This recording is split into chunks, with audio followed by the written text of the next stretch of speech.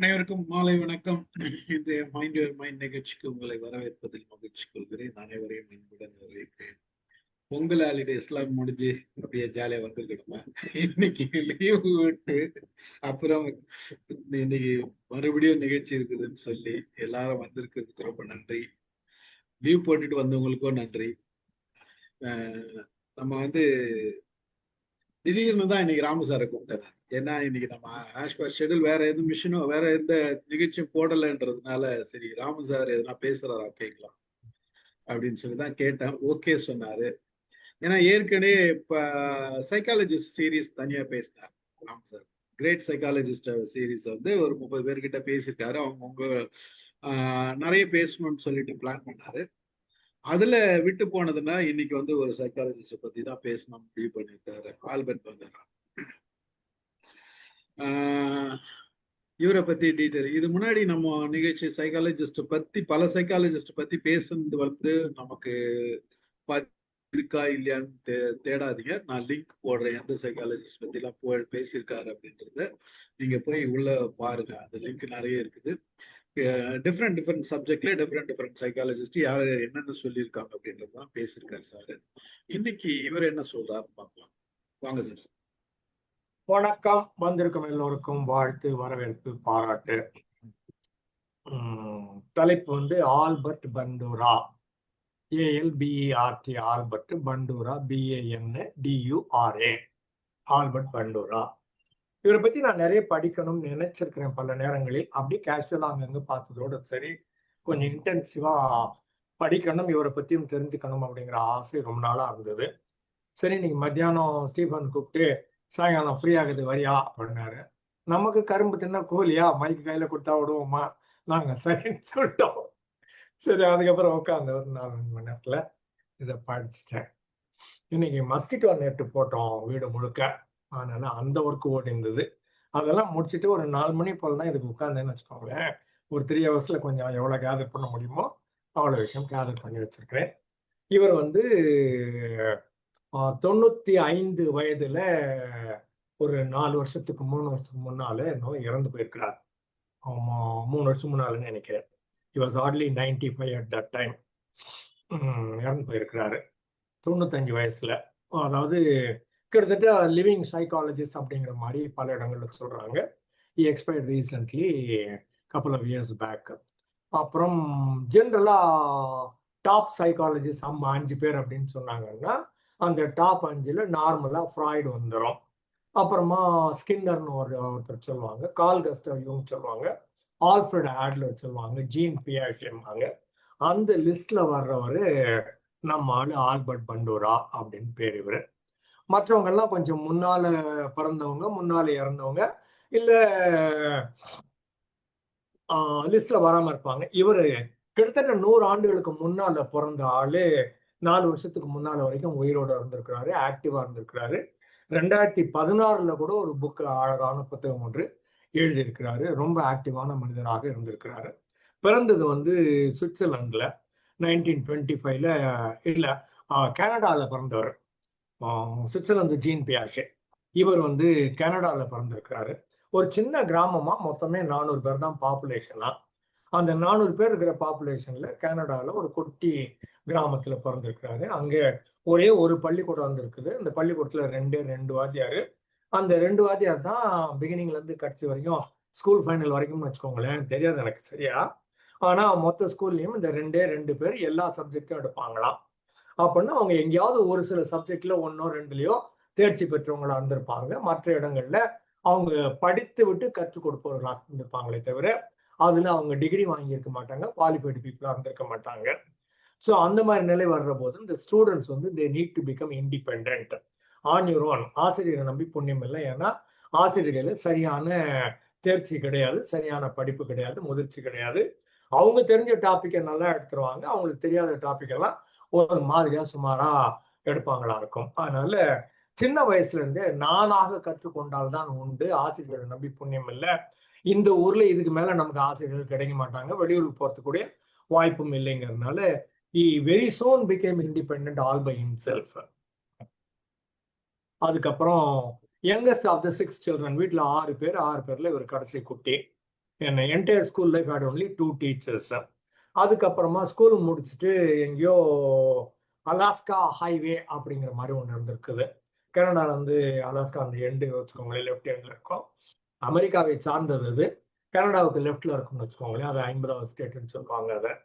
அந்த அலாஸ்காவுக்கு போற ஹைவே வழியில நிறைய பனி படர்ந்து கிடக்கும். கனடாவே முழுக்கவே லேண்ட் ஆஃப் லேக்ஸ் அப்படிம்பாங்க. எங்க பார்த்தாலும் நல்ல தண்ணி இருக்கும். உலகத்துல இருக்கிற 50% நல்ல தண்ணி கனடாவில் மட்டும் இருக்குது அப்படின்னு நான் எங்கேயோ படிச்சிருக்கிறேன்.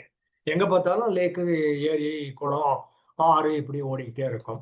அதுல பனி ஃபுல்லா படர்ந்து இருக்கிறதுனால இவங்க அப்பப்போ கிளீன் பண்ண வேண்டியிருக்கும், அந்த ஹைவே கிளீனிங். அதுக்கு போனா $5 கொடுப்பாங்க, $10 கொடுப்பாங்களா இருக்கும்.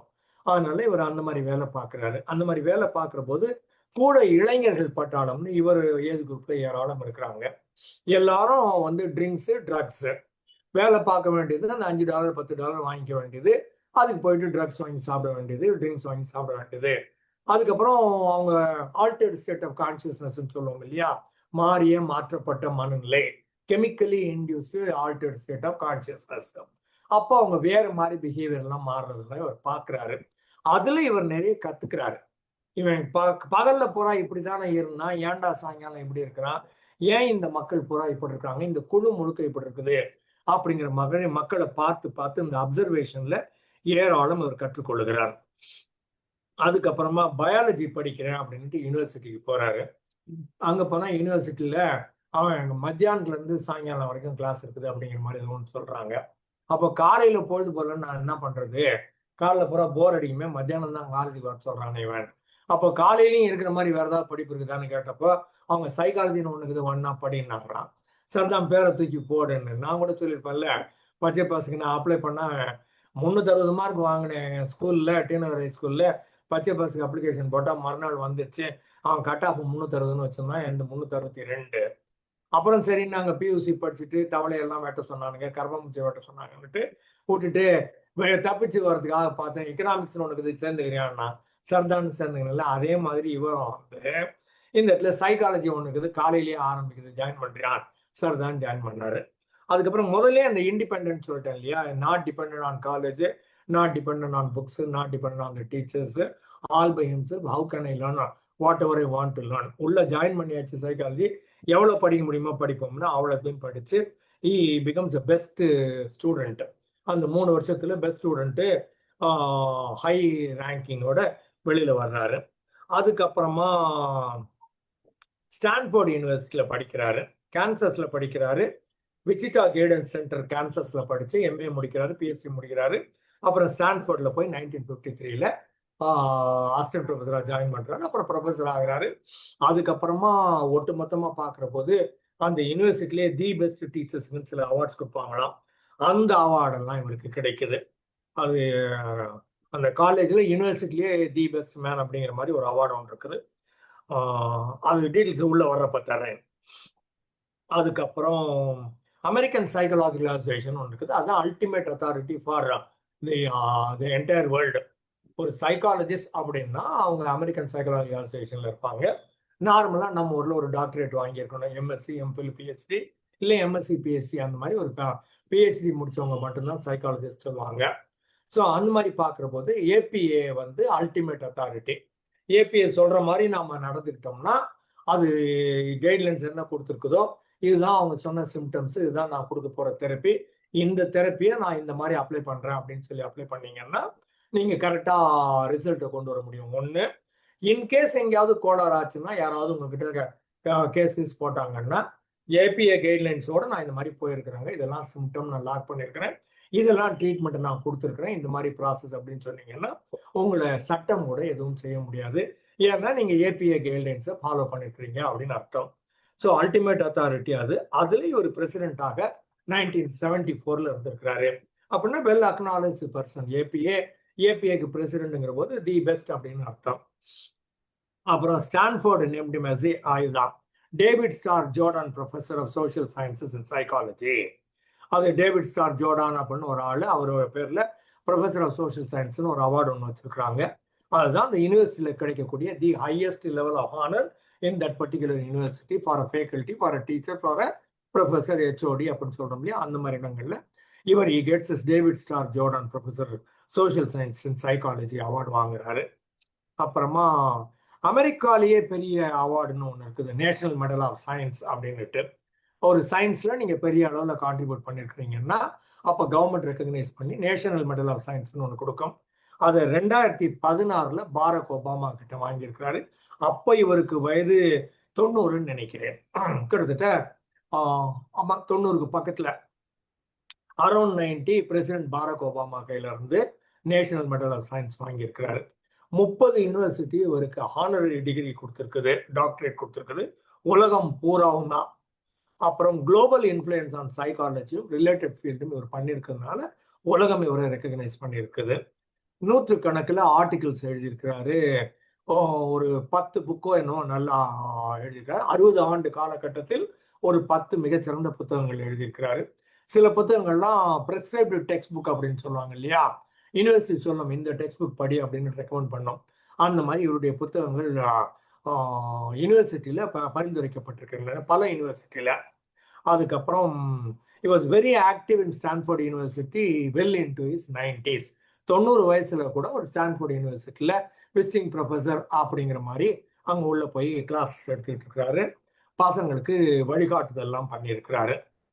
அப்புறம் உடல் நலம் இவருக்கு ரொம்ப முக்கியம் நினைச்சதுனால ஃபிட்னஸ் எக்ஸசைஸ் எல்லாம் பண்ணி என்னுடைய லாங்கவிட்டிக்கு காரணம் என்னுடைய மனைவி அப்படின்னு பாராட்டுறாரு.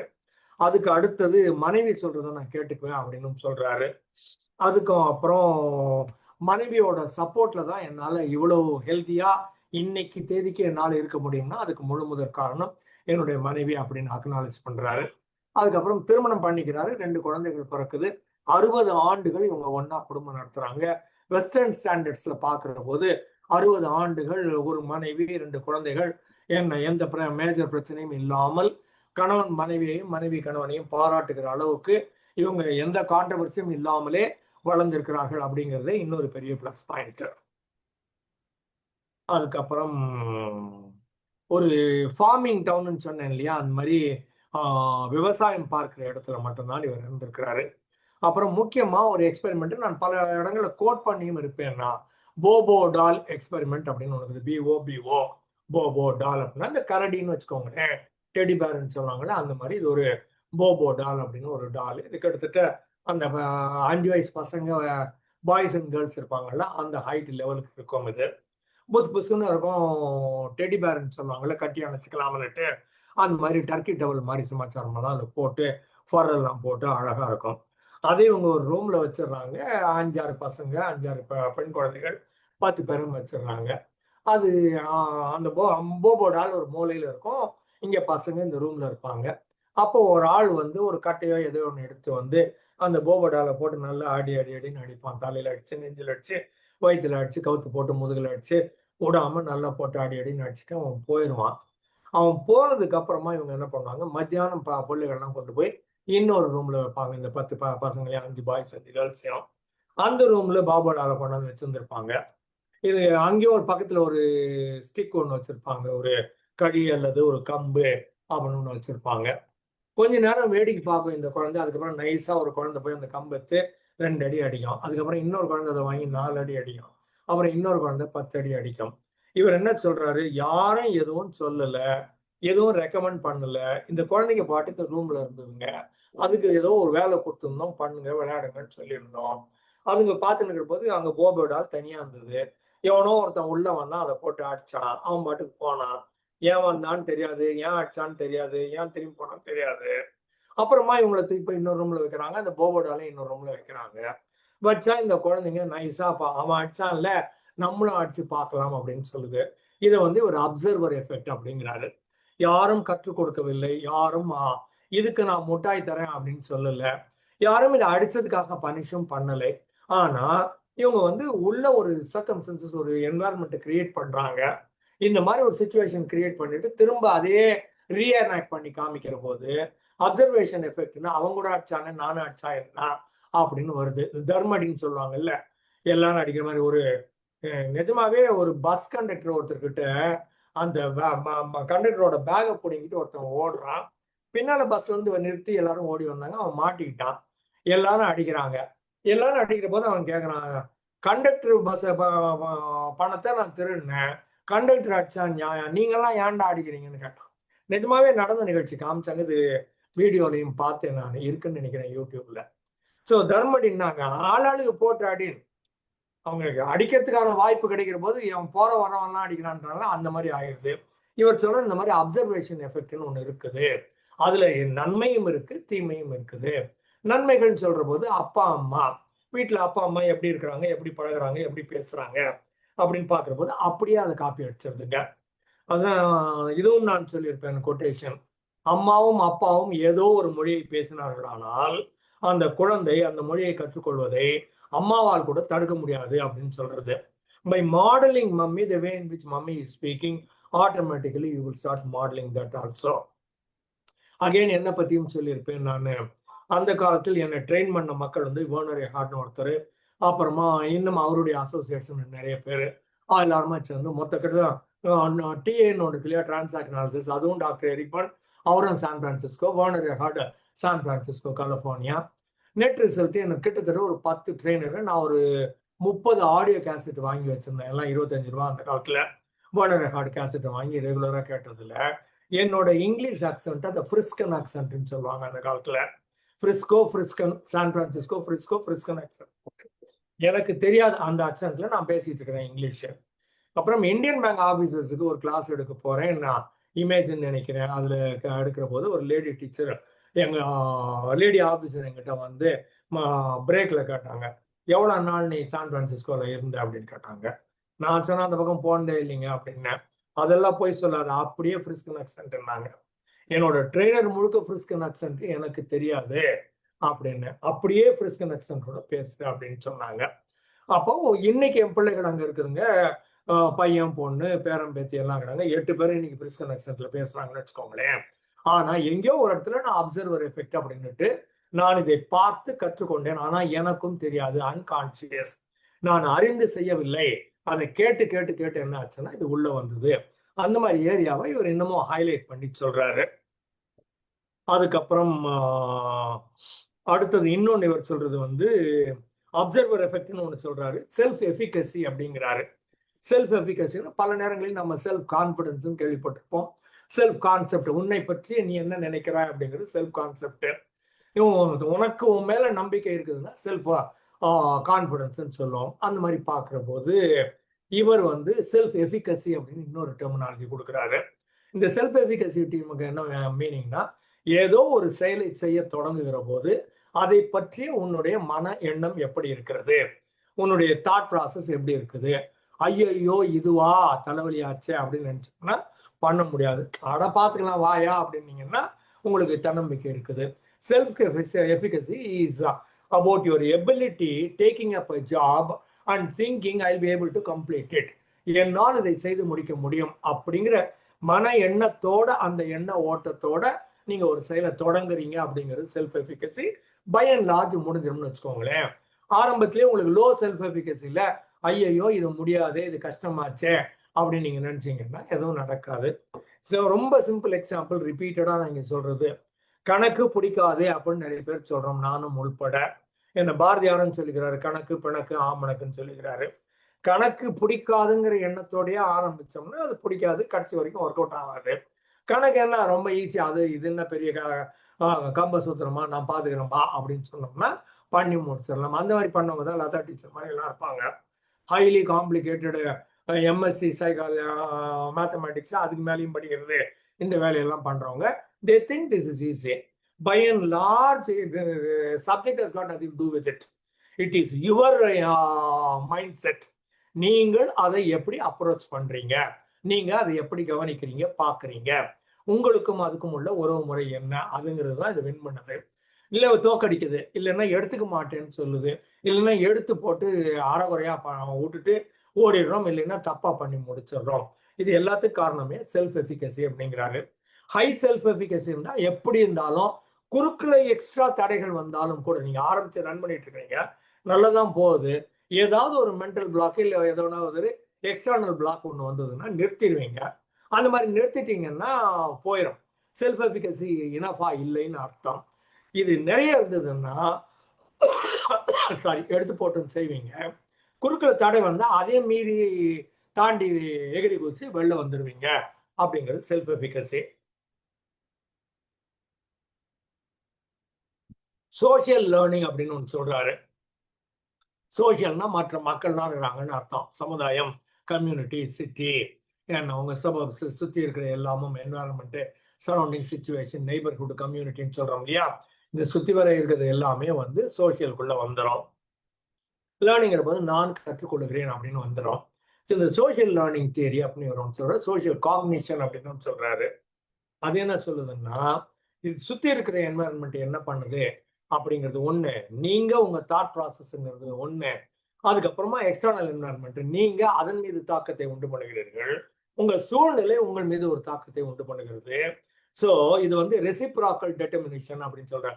டெட்டர்மினிசம். ரெசிப்ராக்கல்னா குடுக்கல் வாங்கல் சொல்றோம் வச்சுக்கோங்களேன். நான் வணக்கம் சொல்றேன், நீங்க வணக்கம் சொல்றீங்க. நான் முட்டாளன்னு சொல்றேன், நீங்களும் திருப்பி சரிதான் போடான்னு சொல்றீங்க. அந்த மாதிரி வரது ரெசிப்ராக்கல் சொல்லுவோம், கொடுக்கல் வாங்கல்னுட்டு. ரெசிப்ராக்கல் டிட்டர்மினேஷன்னா இது சமுதாயம் உங்கள் மீது என்ன தாக்கத்தை உண்டு பண்ணுகிறது, நீங்கள் சமுதாயத்தின் மீது என்ன தாக்கத்தை உண்டு பண்ணுகிறீர்கள் அப்படின்னு பார்க்கிற போது ஒரு சமுதாயம் மகாத்மா காந்தியை உருவாக்குது. மகாத்மா காந்தி ஒரு புதுவிதமான சமுதாயத்தை உருவாக்குகிறார். ஸோ இது அதன் மீது தாக்கத்தையும் அது இதன் மீதான தாக்கத்தையும் உண்டாக்குறது ஒரு சோசியல் காக்னிஷன் அப்படின்னு சொல்றாரு. உள்ள டீடைல்ஸ் வர்ற போது தருகிறேன். So self-efficacy is belief in your ability to succeed at a specific task. Self-confidence வந்து தன்னம்பிக்கை. எது வேணாலும் கூட நான் பார்த்துக்கிறேன்னா அது பேர் ஓவரால் ஜெனரல் தன்னம்பிக்கை. செல்ஃப் எஃபிகசின்னா இந்த வேலை அட இதுதானே அப்படின்னு நீங்க நினைக்கிறீங்கல்ல, இது வந்து கையில இருக்கிற ஜாபோ இருக்கிற ப்ராப்ளமோ அதுக்கான ஸ்பெசிபிசிட்டி அப்படிங்கிறாரு. இது மட்டும்தான் என்னால் ஈஸியா பண்ண முடியும், இதை மட்டும் நான் முடிச்சிருவேன், எனக்கு அதோட திறமை இருக்குது, ஆற்றல் இருக்குது, தகுதி இருக்குதுன்னு நினைக்கிறது. ஓவரால் ஜெனரல் செல்ஃப் கான்ஃபிடன்ஸ் எதை வேணாலும் பண்ணுவேன்னு சொல்றது வேற காரியம். இது இந்த இடத்துல ஒரு செல்ஃப் எஃபிகசின்னு சொல்றது கொடுக்கப்பட்ட வேலையை இல்லை எடுத்துக்கொண்ட வேலையை என்னால் முடித்து விட முடியும் அப்படின்னு இருக்குது இல்லையா, அந்த தனிப்பட்ட முறையில ஒரே ஒரு ஏரியால இருக்கிற பவரை வந்து செல்ஃப் எஃபிகசி அப்படின்னு சொல்றாரு. இது வந்து சோசியல் காக்னிட்டிவ் தியரி அப்படின்னு சொல்றாங்க. Personal factors, behaviour, environment. Personal ஃபேக்டருங்கிறது உங்களுக்குள்ள இருக்கிற தகுதிகள், நீங்க அதை எப்படி பாக்குறீங்க அப்படிங்கிறது. அப்புறம் பிஹேவியர் அப்படிங்கிறது நீங்க அதை எடுத்து போட்டு எப்படி செய்யறீங்க, ஆக்ஷனுக்குள்ள போறீங்க. அதுக்கப்புறம் என்வாரன்மெண்ட், சுத்தி இருக்கிறவங்க கை தட்டுறாங்களா, இல்லைன்னா நீ நாசமா போன்னு சொல்றாங்களா, உன்னால ஒன்னும் ஒர்க் அவுட் அது வச்சுட்டு போடா அப்படின்னு சொல்றாங்களா, அந்த மாதிரி பாக்குறோம் இல்லையா. அது அப்சர்வர் எஃபெக்ட் இருக்குது, அதிகமா வரப்ப சொல்றேன். Proving psychology could be both scientific and practically relevant அப்படிங்கிறாரு. ப்ராக்டிகலி ரெலவெண்ட்னா இவர் எல்லாம் அப்சர்வ் பண்றாரு. எங்க அப்சர்வ் பண்ண ஆரம்பிச்சாரு, டீச்சர் இல்ல நானா படிக்கணும் அப்படின்னு அப்சர்வ் பண்ண ஆரம்பிச்சாரு. அதுக்கப்புறமா ஹைவேல வேலை பார்க்குற போது ஏன் இந்த பசங்க எல்லாம் இப்படி இருக்கிறாங்க அப்படின்னு அப்சர்வ் பண்ண ஆரம்பிச்சாரு. போபோ டால்னு ஒண்ணு வச்சு அப்சர்வ் பண்ண ஆரம்பிச்சாரு. இவருடைய வேலையே எல்லாத்தையும் அப்சர்வ் பண்றதுன்னு வச்சுக்கோங்களேன். சாரி, எல்லாத்தையும் பார்க்கறது, பார்ப்பதன் மூலமாக புரிந்து கொள்ளுதல். சரியா? Bandura developed systematic approaches to building self-efficacy through mastery experiences, modeling, social persuasion and physiological state management. Mastery experiences ஒண்ணு, மாடலிங் அப்படின்னு ஒண்ணு, சோசியல் பர்சுவேஷன் அப்படின்னு ஒண்ணு, பிசியலாஜிக்கல் ஸ்டேட் அப்படின்னு ஒண்ணு. நாலுக்கும் டீடைல்ஸ் தரேன், இப்போதைக்கு இன்ட்ரோல வச்சுக்கோங்க. அச்சா, he showed how teacher expectations and modeling influence student achievement. ஆசிரியர் என்ன நினைக்கிறாரு, இவன் மகா புட்சாலி ஆகிறானே, இவனை தட்டி கொடுத்து வளர்த்தா நல்லா இருக்குமே, இவன் எங்கேயோ எனர்ஜியை வேஸ்ட் பண்றானே, கொஞ்சம் சேனலைஸ் பண்ணி விட்டா நல்லா இருக்குமே. பல நேரங்களில் ஒரு டீச்சர் கண்டுபிடிப்பார், இது நல்ல புட்சாலி, இவங்க எல்லாம் நல்ல ஸ்பார்க் இருக்குது, இவங்க கைடன்ஸ் இல்லாம கஷ்டப்படுறான், இவன் மட்டும் நம்ம கையில மாட்டினான்னா, ஒழுங்கா கிடைச்சான்னா, நான் சொல்ற பேச்சை கேட்டான்னா இவனை தட்டி பெரிய ஆள் ஆக்கலாமே அப்படின்னு நினைப்பாங்க. அது வந்து teacher expectations. And modelling, teacher சொல்லி கொடுக்க டீச்சரை பார்த்து இல்ல அவர் சொல்லி கொடுக்கறத கேட்டு இவன் மாடல் பண்ணான்னா ஸ்டூடெண்ட் அச்சீவ்மெண்ட் நல்லா வரும். இந்த மாதிரி வர்றப்போ இவர் என்ன சொல்ற, இன்னொரு எக்ஸாம்பிள் எடுக்கிறாரு. சேல்ஸ்ன்னு ஒண்ணு இருக்கிறாங்கன்னு வச்சுக்கோங்களேன். எது விற்கிறாங்க, தண்ணி பாட்டில் விற்கிறாங்கன்னு வச்சுக்கோமே. தண்ணி பாட்டிலை பத்தி உங்களுக்கு எவ்வளவு சொல்ல முடியுமோ அவ்வளவு சொல்லி கொடுத்துட்றாங்க. ஏன்னா கன்சூமர் கேள்வி கேட்டா நீங்க பதில் சொல்லணும். அதுக்கப்புறமா செல்லிங் டெக்னிக்ஸ் அப்படின்னு தனியா ஒன்று சொல்லி கொடுப்பாங்க. மார்க்கெட்டிங் கெப்பாசிட்டி, நீ எந்த இடத்துல எந்த மாதிரி நேரத்துல எப்படி எல்லாம் பதில் சொல்லணும், எது மாதிரிலாம் சொன்னா இந்த தண்ணி அழகா வைக்கும், இதுல மினரல் இருக்குதுங்க, இதுல சத்து இருக்குதுங்க, இது குடிச்சா உடம்புக்கு நல்லதுங்க, இந்த மாதிரி சயின்ஸ் பேப்பர் எல்லாம் சொல்லிக்கிறாங்க. அப்படிங்கிற மாதிரி செல்லிங் டெக்னிக்ஸ் கொடுக்குறாங்க.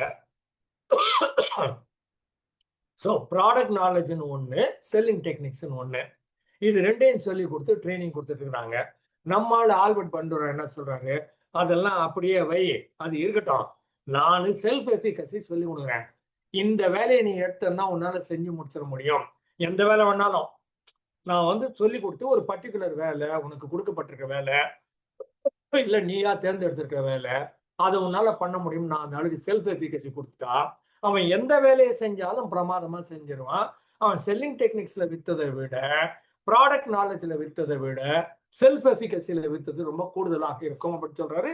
ப்ரூஃபும் காமிக்கிறார். அந்த மாதிரி நிறைய இடங்கள்ல கற்றும் கொடுக்கிறார். அதுக்கப்புறம்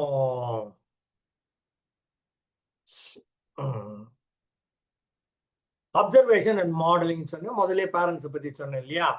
பேரண்ட்ஸ், சைப்ளிங்ஸ், டீச்சர்ஸ், அப்புறம் டிவி கேரக்டர். இது டிவி கேரக்டர் பார்பி டால் ஆரம்பிச்சாங்கன்னு எனக்கு நினைவு.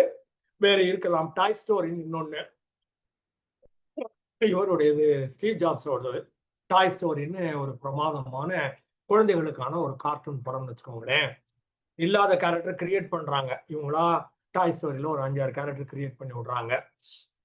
அந்த கேரக்டர் கிரியேட் பண்ணிட்டு அந்த பொம்மை வைப்பாங்க. பார்பி டால் தான் டு மை நாலேஜ் கின்னஸ் ரெக்கார்டுன்னு நினைக்கிறேன். பார்பி டாலை வாங்கி விளையாடுங்க அப்படின்னுட்டு குழந்தைகளுக்கு கொடுக்குறாங்க. உலகம் பூரா பார்பி டால் வாங்குதுங்க. எல்லா பெண் குழந்தைகளுக்கும் பார்பி டால் அப்பா அம்மா வாங்கி கொடுத்துட்றாங்க. பிங்க் கலர்ல ஒல்லியா உயரமா ஒரு பொண்ணு, பிளாண்ட் ஹேர் அப்படின்ட்டு கோல்டன் கலர் ஹேர் போட்டு அந்த பார்பி டால் விற்குது. அப்ப அந்த டால் ஒரு கதையை ஒண்ணு கிரியேட் பண்ணிடுறான், கதைக்கு ஒரு கேரக்டர் கிரியேட் பண்ணிடுறான், கேரக்டருக்கு பொம்மையை கிரியேட் பண்ணிடுறான், பொம்மையை வித்துடுறான். இந்த குழந்தைங்க அவ்வளவும் பொம்மையை வாங்கி கையில வச்சுக்குதுங்க. அப்போ ஒரு செயின் எஃபெக்ட் வருது இல்ல. பார்பி படம் ஒண்ணு காமிச்சிடுறானுங்க, அதுக்கப்புறம் கேரக்டர் கிரியேட் பண்ணிடுறானுங்க, கேரக்டருக்கு பொம்மையை கிரியேட் பண்ணிடுறானுங்க, பொம்மையை வாங்கி வீட்டுல வச்சுன்னு சொல்லிடுறானுங்க. பொம்மை கடை முழுக்க பார்பி டாலா இருக்குது, டிசைனா இருக்குது. பார்பி டாலுக்கு தலைவாரி விடுறது எப்படி, ஸ்கர்ட் போடுறது எப்படி, கவுன் போடுறது எப்படி, லாங் ஸ்கர்ட் போடுறது எப்படின்னு கத்து கொடுத்து அதுங்க பாட்டு வேலை பார்த்துன்னே இருக்குதுங்க. ஸோ ஒரு இடத்துல அப்சர்வேஷன் எஃபெக்ட்னுட்டு ஒரு கதையை சொல்லி கதன் மூலமா கேரக்டரை இன்ட்ரடியூஸ் பண்ணி கொண்டு வர்றாங்க. உலக அளவில் ஓடிட்டு இருக்குது அப்சர்வேஷன் எஃபெக்ட். அதான் அந்த போபோ டாலையும் அடிக்கிறாங்கன்னு சொன்னேன் இல்லையா. அதே மாதிரி சில பேர் படிக்கிறாங்க அப்படின்னு முடிவு பண்ற போது எல்லா பசங்களும் நார்மலா இந்த எம்பிபிஎஸ்க்கு போறதுக்கு முன்னால +2 வரைக்கும் நார்மலா ஏதோ படிப்பாங்க, கொஞ்சம் ஊர் சுத்துவாங்க, எக்ஸாம் டைம்ல மட்டும் நைட்ல படிப்பாங்க. அப்புறமா கொண்டு போய் ஒரு மெடிக்கல் காலேஜ்ல சேர்த்துருவாங்க. அந்த மெடிக்கல் காலேஜ் எங்கேயோ வெளியூர்ல இருக்குன்னு வச்சுக்கோங்களேன், அங்க ஹாஸ்டல்ல தங்குவாங்க. இவன் நைட்டு 10 மணிக்கு படுக்கலாம் அப்படின்ட்டு போய் ரூம்ல 10 மணிக்கு லைட் ஆஃப் பண்ணலாம் அப்படின்னு நினைக்கிற போது கூட 2 பேர் இதே எம்பிபிஎஸ் படிக்கிறவங்க 2-3 ஸ்டூடெண்ட்ஸ் இருப்பாங்க. அவங்க தான் சொல்லுவாங்க, டேய் 10 மணிக்கெல்லாம் லைட் ஆஃப் பண்ணக்கூடாது, 1 மணி தான் பண்ணணும், 1 மணி வரைக்கும் என்ன பண்ணணும், படிக்கணும். அப்பதான் உனக்கு தெரிய வரும், எம்பிபிஎஸ் படிக்கிறதுனா நீ 10 மணிக்கு தூங்க முடியாது, 12-1 மணி வரைக்கும் படிச்சாகணும். 12 மணிக்கு முன்னால படிச்சா நீ உருப்படியே மாட்ட, உன்னால பாஸும் பண்ண முடியாது அப்படின்னு தெரியும். அப்போ அப்சர்வேஷன் எஃபெக்ட்ல கூட இருக்கிற ரூம்மேட்ஸ், அப்புறம் வெளியில வந்து பார்த்தோம்னா எல்லா ரூம்லயும் லைட், என்டையர் ஹாஸ்டல் 12 மணிக்கு முன்னால ஒரு ரூம்ல கூட லைட் ஆஃப் பண்ண மாட்டாங்க. எல்லா பசங்களும் பாய்ஸோ கேர்ள்ஸோ அவ்வளவு பேரும் படிச்சுட்டு இருப்பாங்க. அப்சர்வேஷன் எஃபெக்ட்ல நம்ம ஆள் மாறிடுவார், யாரும் சொல்லலை. இதே மாதிரி ஆர்கனைசேஷனல் கல்ச்சர்னு சொல்லியிருப்பேன் நான் முன்னால. ஆபீஸ்ல ஜாயின் பண்றான், போறான், இவன் ஏதோ செப்பல் போட்டுன்னு போறான், இல்லைன்னா ஏதோ ஷூ மாட்டின்னு போறான்னு வச்சுக்கோங்களேன். அப்ப அங்க பார்த்தா அவ்வளவு பேரும் பிரவுன் கலர் ஷூ போட்டிருப்பாங்க. ஏன் போட்டிருக்காங்கன்னு தெரியாது, ஆனா பாக்குற அத்தனை ஆபீஸ்க்குள்ள இருக்கிற அவ்வளவு பேரும் பிரவுன் கலர் ஷூ போட்டிருப்பாங்க. மரியாதையா அவன் கையில காசு இருந்தா போய் பிரவுன் கலர் ஷூ வாங்குவான், இல்லைன்னா கடன் வாங்கின்னு போய் ஒரு 500 ரூபாய் 1000 ரூபாய்க்கு ஒரு பிரவுன் கலர் ஷூ வாங்கி மாட்டிக்கிட்டு மறுநாள் ஆபீஸுக்கு வருவான். கேட்பாங்க மறுநாள், நீ என்னத்துக்கு பிரவுன் ஷூ போட்டுக்கிறாங்க? எல்லாரும் போட்டுக்கிறாங்களே, யாராவது ஒண்ணு பிரவுன் ஷூ போடணும்னு சொன்னாங்களா? அதெல்லாம் யாரும் சொல்ல கிடையாது. அப்புறம் ஏன்டா பண்ணேன், எல்லாம் போட்டுக்கிறாங்க நான் பண்ணேன் அப்சர்வர் எஃபெக்ட்னு பேரு. பார்க்கறதன் மூலமாக நாம இது கற்றுக்கொள்கிறோம். யாரும் எதுவும் சொல்லவே இல்லை, இந்த குழந்தைகளுக்கும் எதுவும் சொல்லல, அப்சர்வேஷன்ல கத்துக்கிறாங்க, பார்த்து பார்த்து கத்துக்கிறாங்க. அந்த இடத்துல தான் tell me your friend I will tell you who you are what you are அப்படிம்பாங்க. நீ யார் என்பதை சொல்வதற்கு முன்னால் உன்னுடைய நண்பர்களை பற்றி சொல்லு, நான் உன்னை யாருன்னு நானே கணித்துக் கொள்ளுகிறேன் அப்படின்னு சொல்ற போது இவங்கெல்லாம் என்னுடைய நண்பர்கள் அப்படின்னு சொன்னோம்னா, சரி அப்ப அவங்க எல்லாம் நண்பர்கள்னா உன்னுடைய கேரக்டரும் உன்னுடைய ரேஞ்ச் இதுக்குள்ளதான் இருக்கும் அப்படின்னு கண்டுபிடிக்கிறது. அதுக்கப்புறம் செல்ஃப் எஃபிகசின்னு சொன்னது டொமைன் ஸ்பெசிபிக் அப்படின்னுட்டு ஒரு ஏரியால மட்டும் பார்க்கறது. கால் சாகன் அப்படின்னு ஒரு மிகப்பெரிய அஸ்ட்ரானமர், அவரு வந்து ஒரு லெக்சர் ஒன்று கொடுக்குறாரு. 18 வயசுல நீல் டிகிராஸ் டைசன் அப்படின்னுட்டு அஸ்ட்ரானமர், இந்த ப்ளூட்டோவை டிஸ்குவாலிஃபை பண்ண ஆளு. அந்த கமிட்டிக்கு இவர் தான் பிரசிடென்ட்னு வச்சுக்கோங்களேன். இன்டர்நேஷனல் அஸ்ட்ரானமிக்கல் யூனியன் IAUன்னு சொல்லுவாங்க.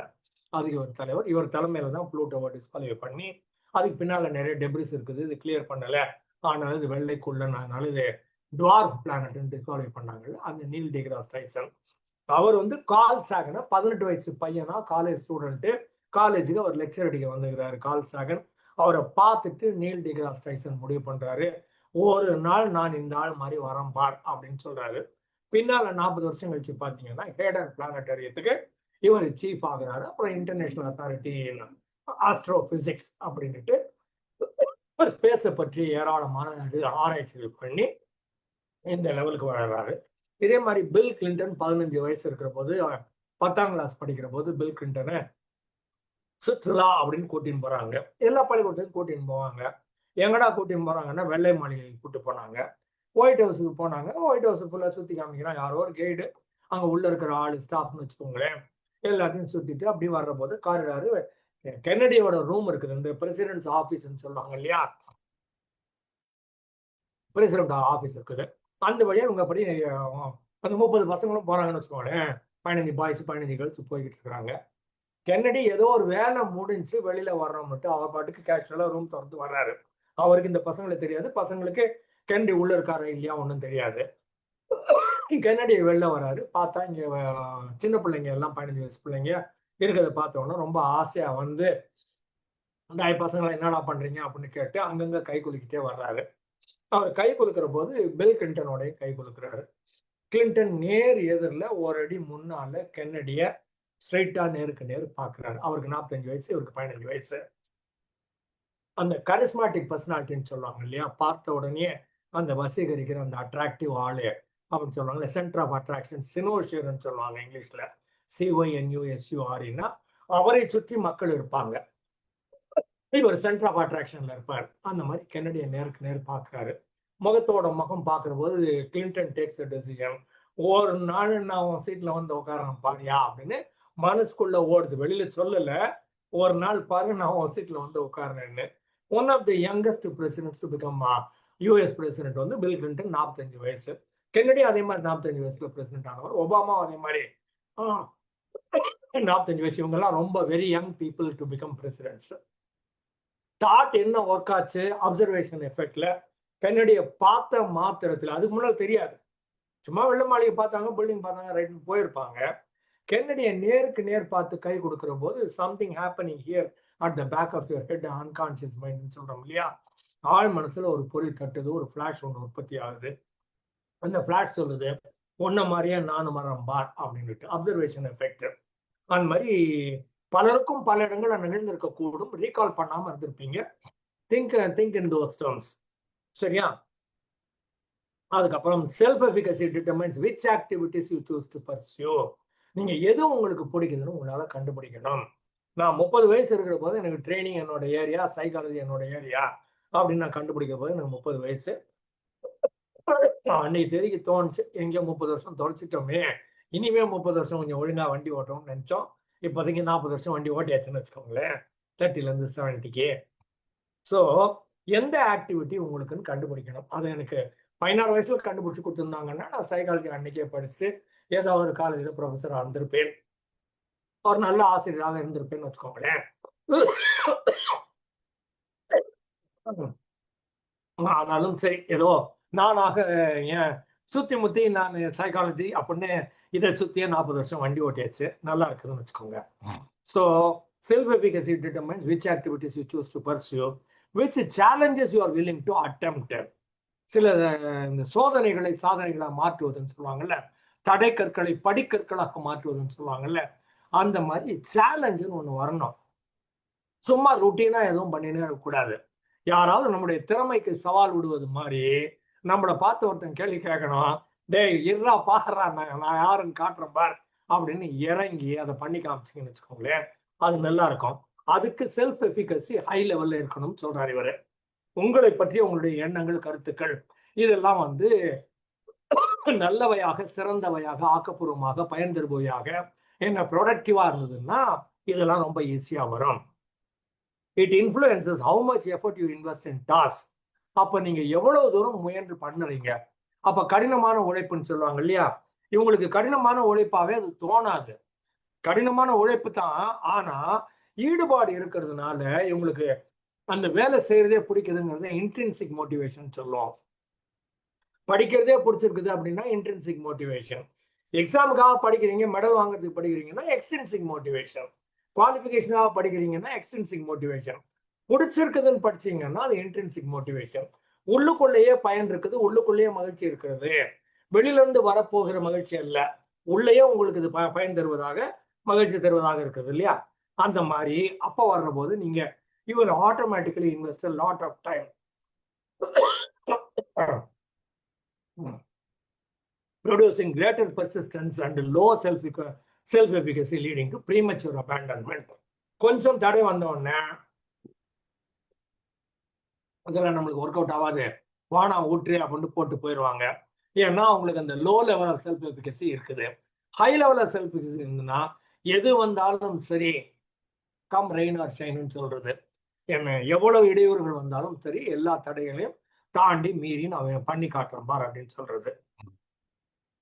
அப்ப லோ செல்ஃப் எஃபிகசி இருந்ததுன்னா செல்ஃப் டவுட், உங்க மேலேயே உங்களுக்கு நம்பிக்கை இல்லாம போயிடும், பதட்டம் வரும், என்ன உங்க திங்கிங் பூரா நெகட்டிவாவே இருக்கும். அந்த மாதிரி இருந்ததுன்னா எந்த சாதனையும் பண்ண முடியாமல் போயிடும். Concept explains why people with knowledge and skills still fail to act. எல்லாருக்கும் தெரியும் உடல் நலத்தோட இருக்கணும், சில காரியங்கள் பண்ணக்கூடாது, சில காரியங்கள் பண்ணணும், எக்ஸசைஸ் பண்ணணும், என்ன ஒழுங்கா நேரத்துக்கு சாப்பிடணும், ஒழுங்கா நல்லா தூங்கணும், இதெல்லாம் எல்லாருக்கும் தெரியும். ஆனா எல்லாருக்கும் தெரிஞ்சாலும் கூட 100% பேர் செய்வதில்லை. பார்த்துக்கலாம் விடு, இன்னைக்கு ஒரு நாள் பரவாயில்லை அப்படிங்கிற மாதிரி நினைக்கிறோம். அத்தனை பேருக்கும் ஹெல்த் இம்பார்ட்டன்ட்னு தெரியும். ஹெல்த் இம்பார்ட்டன்ட் தெரியாத மனிதர்கள் உலகத்துல கிடையவே கிடையாது. ஆனா கிட்டத்தட்ட 80 மனிதர்கள் ஹெல்த்தை பத்தி ரொம்ப கவலைப்படுவதில்லை. அன்லஸ் ஸ்பெசிஃபிக்கா உங்க உடம்பு உங்க கூட பேசிச்சு ஏதோ ஒரு கோளாறு ஆச்சுன்னா மட்டும்தான் நீங்க அட்டன் பண்றீங்களே தவிர, இல்லைன்னா அதை பத்தி நினைக்கிறதே இல்லை. இன்னொரு எக்ஸாம்பிள் சொல்றது, உங்க லெஃப்ட் ஹேண்ட்ல லிட்டில் ஃபிங்கர்னு ஒண்ணு இருக்குது இல்லையா, அதை பத்தி கடைசியா நீங்க எப்போ நினைச்சீங்க அப்படின்னு கேட்கறது. ஆமா அது இருக்குதானே செய்தேன், நம்ம தான் நினைக்கவே இல்லையே. இப்ப நான் லெஃப்ட் ஹேண்டுன்னு சொல்லி அதுல லிட்டில் ஃபிங்கர் சொன்னதுக்கு அப்புறமா ஓஹோ இந்த இடத்துல இது இருக்குது போல இருக்குது அப்ப நீங்க நினைக்கிறீங்கல்ல. அப்ப சில நேரங்களில் இன்னொரு ஆள் உங்களுக்கு சொல்ல வேண்டியிருக்குது. You take things for granted, my health is for granted, my thought process is for granted, all my actions are taken for granted அப்படின்னு நினைச்சிடுறீங்க. அப்படி இல்லாமல் எது செய்யணும், எது வேணும், எது தடை, சாரி இத காக்னிஷன் அப்படின்னு சொல்லுவோம், இன்டெலெக்ட் அப்படின்னு சொல்லுவோம்.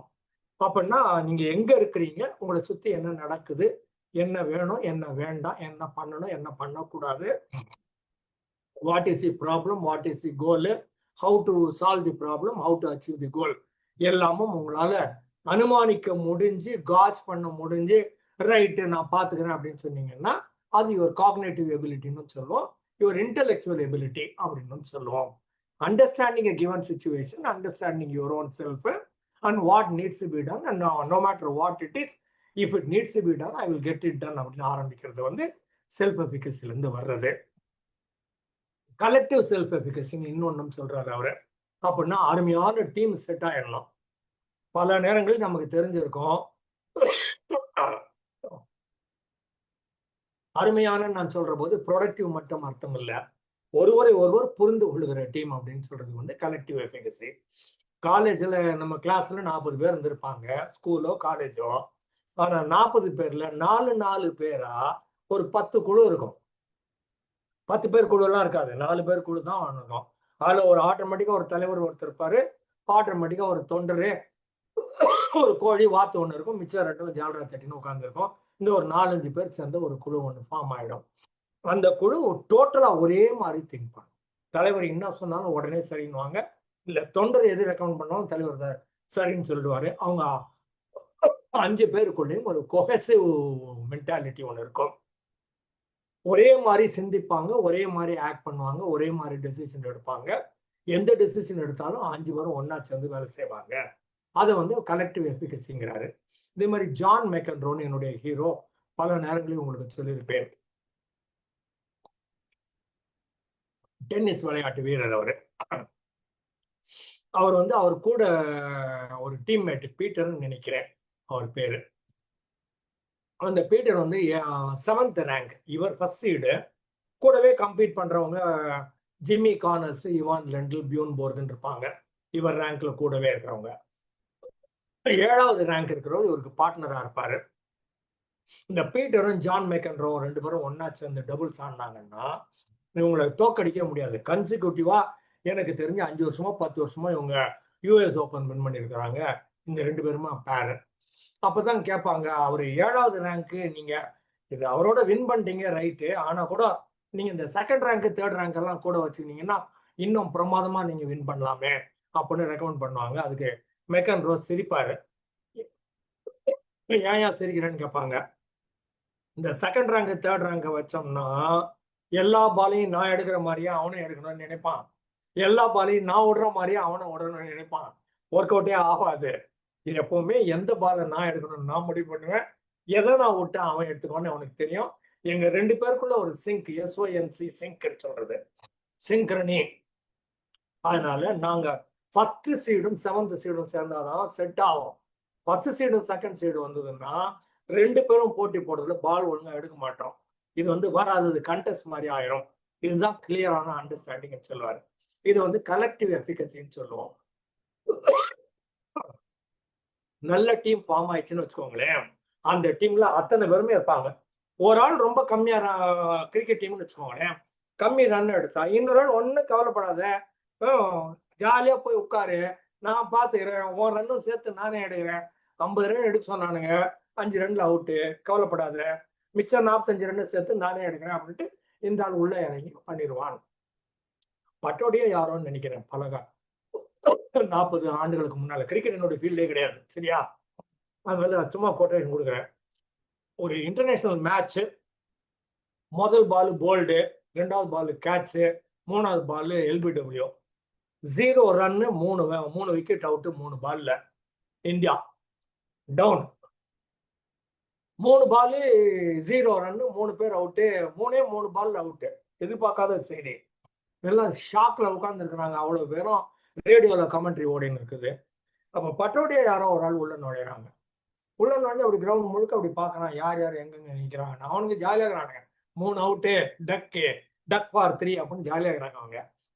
இந்த பக்கம் பால் போட்டோன்னே இப்படி ஒரு பவுண்டரி அடிச்சான், அப்படி ஒரு பவுண்டரி அடிச்சான், அப்படி ஒரு சிக்ஸர் அடிச்சான், முடிஞ்சு. அவள்தான் எல்லாம் க்ளோசிங் ஃபீல்டு பண்ணியிருந்தாங்கல்ல, பயமுறுத்துறதுக்காக 11 பேரும் பக்கத்துல வந்து உட்காந்தாங்கல்ல, எல்லாரும் ஃபீல்டு இவன் மூளைக்கு போயிட்டாங்க, பார்டர் லைனுக்கு போயிட்டாங்க, பவுண்டரி லைனுக்கு. ஏன் ஆச்சுன்னா, நீ 3 பேர் அவுட்டுன்னா நாங்க பயந்துருவோம் நீ நினைச்சியா, கொக்கென்று நினைத்தாயோ கொங்கணவா அப்படின்னு சொல்ற மாதிரியும், என்ன நிறைய கூடி கிடப்பருவ மீதி குடம் கூத்திருக்கிற எனவே மாயம் வேடிக்கை மனிதர்களைப் போல வீழுவேன் என்று நினைத்தாயோ அப்படின்னு பாருங்க.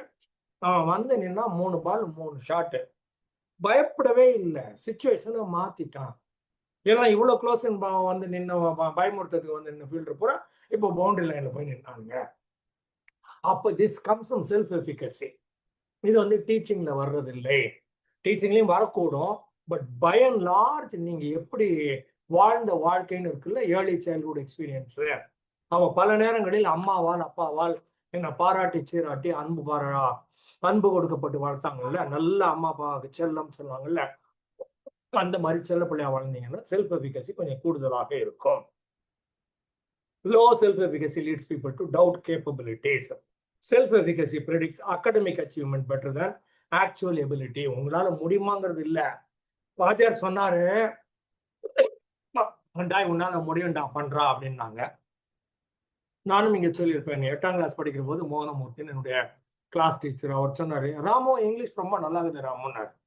சாதாரண school, T Nagar school, T Nagar ordinary school. But வாத்தியார் என்னை பார்த்து சொல்றாரு, ராமு இங்கிலீஷ் நல்லா இருக்குது, 8ஆம் கிளாஸ் படிச்சது தமிழ் மீடியம்.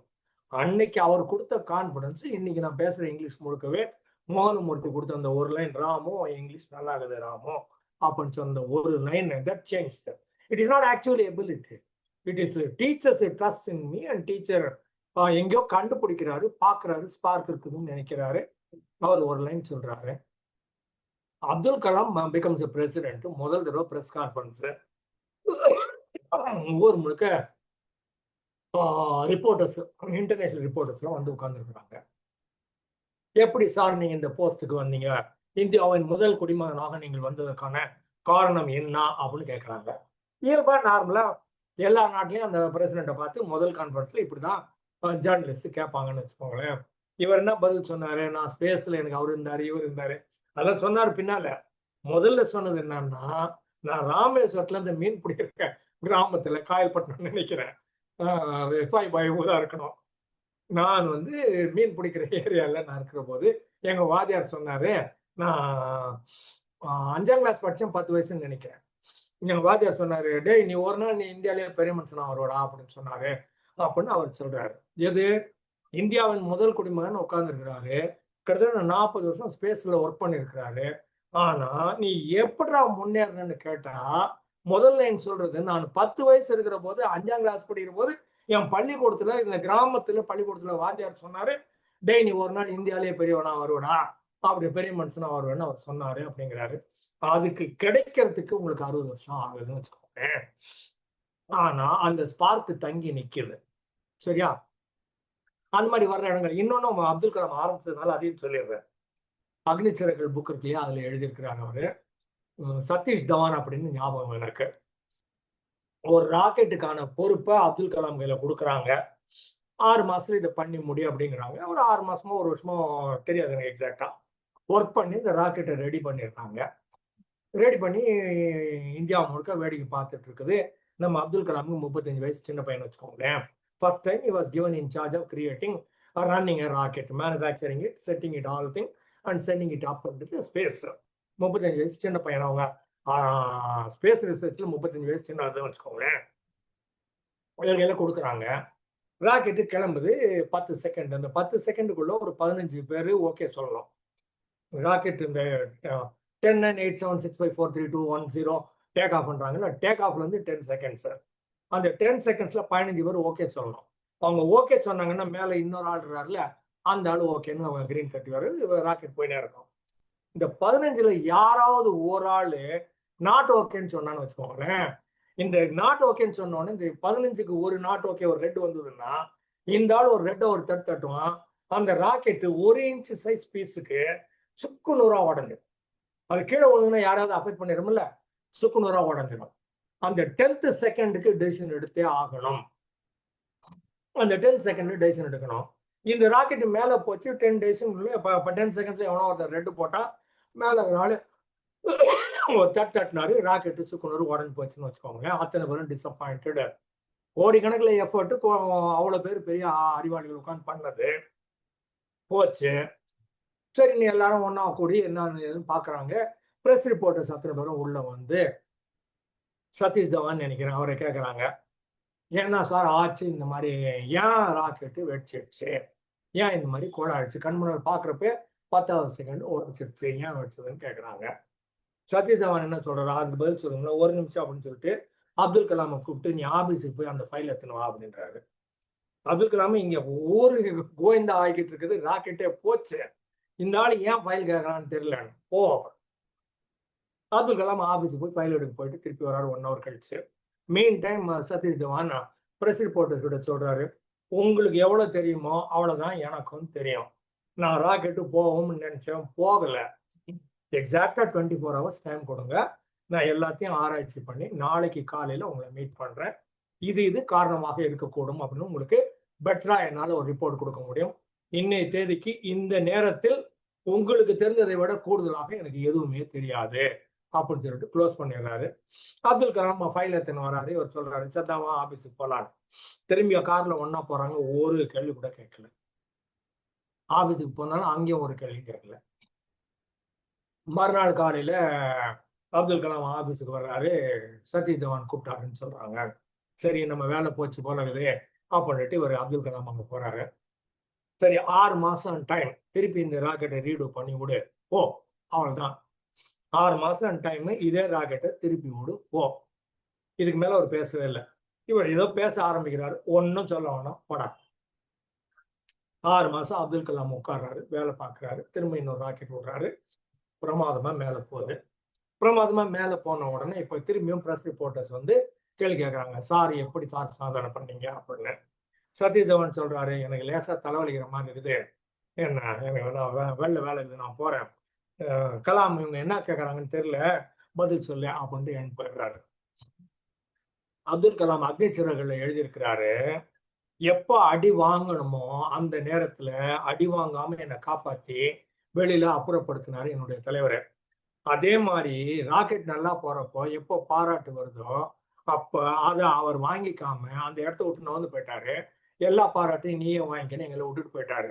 இந்த மாதிரி தலைவர்கள் வளர்த்ததுனால நான் இன்னைக்கு நல்லா வந்தேன் அப்படின்னு சொல்ல வர்றாரு. பல நேரங்களில் இதை வந்து என்ன சொல்றது, செல்ஃப் எஃபிகசின்னு ஒண்ணு, அதை தூண்டி விடுறதுக்கு ஒரு ஆள் வேண்டி இருக்குது. முதல்ல சொன்னீங்கன்னா அந்த டீல்ஸ் எல்லாம் உள்ள வர்றப்ப தர்றேன். அந்த மாதிரி இந்த இடத்துல அவருக்கு பள்ளிக்கூடத்துல ஒரு அருமையான வாத்தியார் அமைந்தாரு. நீ பெரிய ஆளா வருவேன்னு சொன்னாரு. இதே மாதிரி கல்லூரிலையும் காலேஜ் ஆனிவர்சரி வேலிடிட்டரி போட்டோ எடுக்கிறாங்க, குரூப் போட்டோ எடுக்கிறாங்க. அப்போ அந்த காலத்துல இந்த வெள்ளைக்கார பிரின்சிபாலும் மற்றவங்க எல்லாம் வந்து உட்காடுறாங்க. பசங்க எல்லாம் வந்துட்டானுங்க. அப்துல் கலாம் வர்றதுக்கு லேட் ஆகுது. அது யாரும் நோட்டீஸ் பண்ணல, கலாம் காணும்னு. இந்த பிரின்சிபால் சொல்றாரு, எங்க அப்துல் கலாம் தேடுறாரு. அப்புறம் காமராமேன் ஏதோ ஹோல்ட் பண்ணி வைக்கிறாரு. அப்துல் கலாம் வந்ததும் வா வா வா பக்கத்துல உட்காருன்னு சொல்லி பக்கத்துல உட்கார வச்சுக்கிறார். அந்த போட்டோ இருக்கு. அப்ப சொல்றாரு, பின்னால ஒரு நாள் நீ பெரிய ஆளா வருவ, எனக்கு உன்னை தெரியும்னு காமிக்கிறதுக்காக நான் இந்த போட்டோவை வெயிட் பண்ணி எடுத்தேன் அப்படின்னு அவர் சொல்லியிருக்கிறாரு. ஸோ பல பீப்புள் இந்த மாதிரி அப்துல் கலாம் கையில ஸ்பார்க் இருக்குது அப்படின்னு ஐடென்டிஃபை பண்ணி நல்ல மென்டாஸ் இருந்திருக்கிறாங்க, நல்லாவும் கைட் பண்ணிக்கிறாங்க. இந்த ஆளுக்கும் அதுக்கான தகுதி, திறமை, ஆற்றல் இருந்தது, இல்லை வளர்த்து கொண்டாடு வச்சுக்கோங்களேன். அதெல்லாம் பார்க்குற போது செல்ஃப் எஃபிகசி எவ்வளவு இம்பார்ட்டன்ட்னு தெரிய வருகிறது. என்னால் இந்த காரியத்தை செய்து முடிக்க முடியும்னு எனக்கு தெரியணும், இவனால் இந்த காரியத்தை செய்து முடிக்க முடியும்னு கூட இருக்கிற அந்த சுப்பீரியருக்கு, மென்டாருக்கு, இல்லைன்னா ட்ரெயினருக்கு, டீச்சருக்கு, கோச்சுக்கு அவங்களுக்கு தெரிந்திருக்க வேண்டும். ஸோ 1970 இவர் இந்த கான்செப்டை பத்தி பேசுறார், Albert Bandura. This is your belief in your ability to succeed at a specific task அப்படின்னு சொல்றாரு. இதுக்கு 4 காரியங்கள் முக்கியமா இருக்குது. செல்ஃப் எஃபிகசிக்கு 4 காம்போனன்ட். என்ன 4 ஒன்னா சேர்த்தா 4 இருந்ததுன்னா, ஒன்னோட ஒன்று சேர்ந்து ஒர்க் பண்ணுச்சுன்னா செல்ஃப் எஃபிகசி உங்களுக்கு கிடைக்கும். Efficacy EFFI CSEY, efficacy EFFI CSEY. ஒன்னு வந்து மாஸ்டரி எக்ஸ்பீரியன்சஸ் அப்படின்னுட்டு, சக்சீடிங் அட் டாஸ்க். ஏதோ ஒரு செயல் அதை செய்றீங்க, பிரமாதமா பண்ணிடுறீங்க. தெரிஞ்சோ தெரியாமலோ உங்களுக்கு ஒண்ணு கொடுக்கப்பட்டது, ஒரு விளையாட்டுல உங்களை சேர்த்தாங்க, இல்ல ஒரு கேள்வி கேட்டாங்க, பதில் சொன்னாங்க, ஒரு புதிர் ஒண்ணு கொடுத்தாங்க, நீங்க அதுக்கு ஆன்சர் கண்டுபிடிச்சீங்க. அந்த மாதிரி mastery experiences, succeeding at task. 2 vicarious எக்ஸ்பீரியன்ஸ்ன்னு, இன்னொரு ஆளு பிரமாதமா பண்றான்னு பாக்குறீங்க. அவன் நல்லா ஓடுறான், அவன் நல்லா ஹை ஜம்ப் பண்றான், நல்லா இங்கிலீஷ் பேசுறான், நல்லா கணக்கு சால்வ் பண்றான், நல்லா ப்ராம்ப்டா பதில் சொல்றான். வைகேரியஸ் எக்ஸ்பீரியன்ஸ்ன்னு இன்னொரு பெரிய ஆளை பாக்குறீங்கல்ல. நான் சொன்னேன்ல, பில் கிளின்டன் கெனடியை பார்த்ததும், டீல் டிகிராஸ் டைசன் கால் சாகனை பார்த்ததும், இதெல்லாம் வந்து வைகேரியஸ் எக்ஸ்பீரியன்ஸ். இவங்க நல்லா பண்றாங்க, என்னாலையும் பண்ண முடியும் அப்படின்னு நினைக்கிறது. வாட்சிங் சிமிலர் பீப்புள் சக்சீடிங். அடுத்தது சோசியல் பர்சுவேஷன் அப்படின்னு, அதர்ஸ் எக்ஸ்பீரியன்சிங் கான்பிடன்ஸ். உன்னால முடியும்டா அப்படின்னு மற்றவங்க சொல்றாங்க. Other people trust more than the way you trust. பெர்னர் ரெகார்ட் என்னோட ட்ரெயினரை பத்தி சொல்லியிருக்கேன் இல்லையா, வேற எங்க மாத்திட்டேன்னு நினைக்கிறேன். பெர்னர் ரெகார்ட் புக் அங்க இருக்குது. பெர்னர் ரெகார்ட் என்ன பண்ணுவாரு, at this point of time argue பண்ணினா உட்காந்துருப்பான். 100 பேர் ஆடியன்ஸ்ல 250 பேர் இருப்பாங்க பார்ட்டிசிபென்ட்ஸ். அந்த 100-250 பேருக்கு நடுவில் இவர் ஏதோ ஒன்று சொல்லுவாரு. சொல்றது வந்து அந்த மிச்சம் 249 பேருக்கு புரியும்.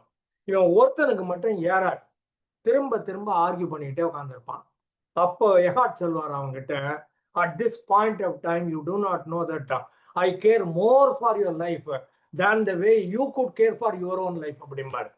நீ உன்னுடைய வாழ்க்கையை பற்றி நீ நினைப்பதை விட உன்னோட வாழ்க்கை நல்லா இருக்கணும்னு இந்த நேரத்தில் நான் இதை நினைக்கிறேன்.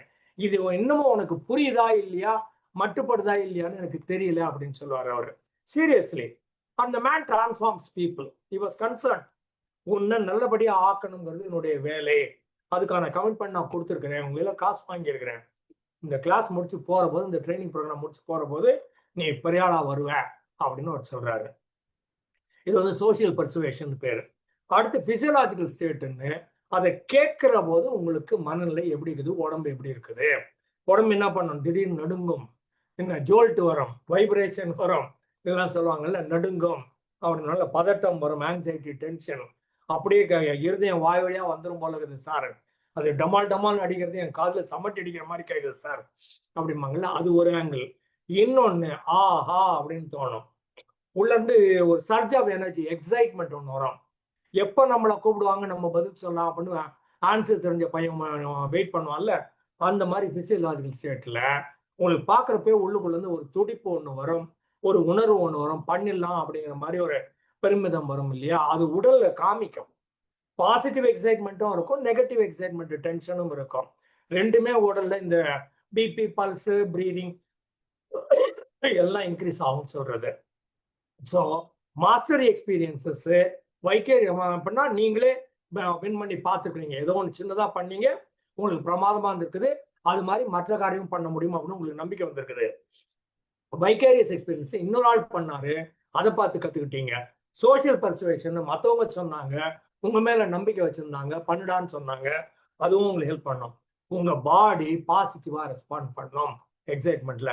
இதெல்லாம் இருந்ததுன்னா நல்லா வரும் அப்படிங்கிறாரு. அப்புறம் ரெசிப்ராக்கல் டிட்டர்மினேஷன் முன்னாடி சொன்னேன் இல்லையா, அதனுடைய எலாபரேஷன். ஜாப் சாட்டிஸ்ஃபேக்ஷன் அப்படின்னு ஒன்று, நீங்க பண்ற வேலை உங்களுக்கு நிறைவு தெரிகிறது அப்படிங்கிறது பிஹேவியரல் ஃபேக்டரா இருக்குது. செல்ஃப் எஃபிகசின்னு உங்க பர்சனல் ஃபேக்டர், உங்களை பற்றி உங்களுடைய எண்ணம் கணிப்பு உயர்வானதாக இருக்குது, பர்சனல் ஃபேக்டர். ஜாப் கல்ச்சர்னு, உங்க ஆஃபீஸே பிரமாதமான ஏரியா, கேன்டீன் நல்லா இருக்குது, தண்ணி நல்லா இருக்குது, ஃப்ரெண்ட்ஸ் நல்லா இருக்குது, என்ன டீம் நல்லா இருக்குது, பாஸ் நல்லா இருக்கிறாரு, உங்களுக்கு ரிப்போர்ட் பண்றவங்க நல்லா இருக்கிறாங்க, வேணுங்கிற கேட்ஜெட் பூரா கையில இருக்குது, அவ்வளோ பிரமாதமான என்வாரன்மெண்ட் சொல்லுவாங்கல்ல, அந்த பாசிட்டிவான வைப்ரண்ட் என்வாரன்மெண்ட் கிடைக்குது. இப்போ இது வந்து ட்ரையாடிக் ரெசிப்ராக்கல் காசேஷன் அப்படின்னு சொல்றாரு. ட்ரையாடிக்னா 3ன்னு வச்சுக்கோங்களேன், ட்ரையாங்கிள்னா 3. அந்த மாதிரி பிஹேவியரல் ஃபேக்டர் என்ன, உங்களுக்கு உங்க வேலை பிடிச்சிருக்குது, அது வந்து பிஹேவியரல் ஃபேக்டர். உங்களுக்கு உங்க மேல நம்பிக்கை இருக்குது, அது வந்து பர்சனல் ஃபேக்டர். அப்புறம் ஆபீஸ் கல்ச்சர் ரொம்ப நல்லா இருக்குது, அது என்வாரன்மெண்டல் ஃபேக்டர். இப்போ எது எதுக்கு காசு, எது எதுக்கு எஃபெக்ட்னு கேட்டீங்கன்னா தெரியாது அப்படிங்கிறாரு. எது வேணா காசா இருக்கலாம், எது வேணா எஃபெக்டா இருக்கலாம்.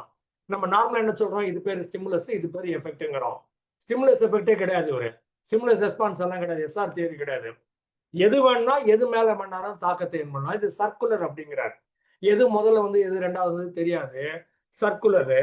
Behavioural factor personal factor increase impact பண்ணும், பர்சனல் ஃபேக்டர் என்வாரன்மெண்ட்டை இம்பாக்ட் பண்ணும், என்வாரன்மெண்ட் பர்சனல் ஃபேக்டரை இம்பாக்ட் பண்ணும், பர்சனல் ஃபேக்டர் உங்க பிஹேவியரல் ஃபேக்டரை இம்பாக்ட் பண்ணும்.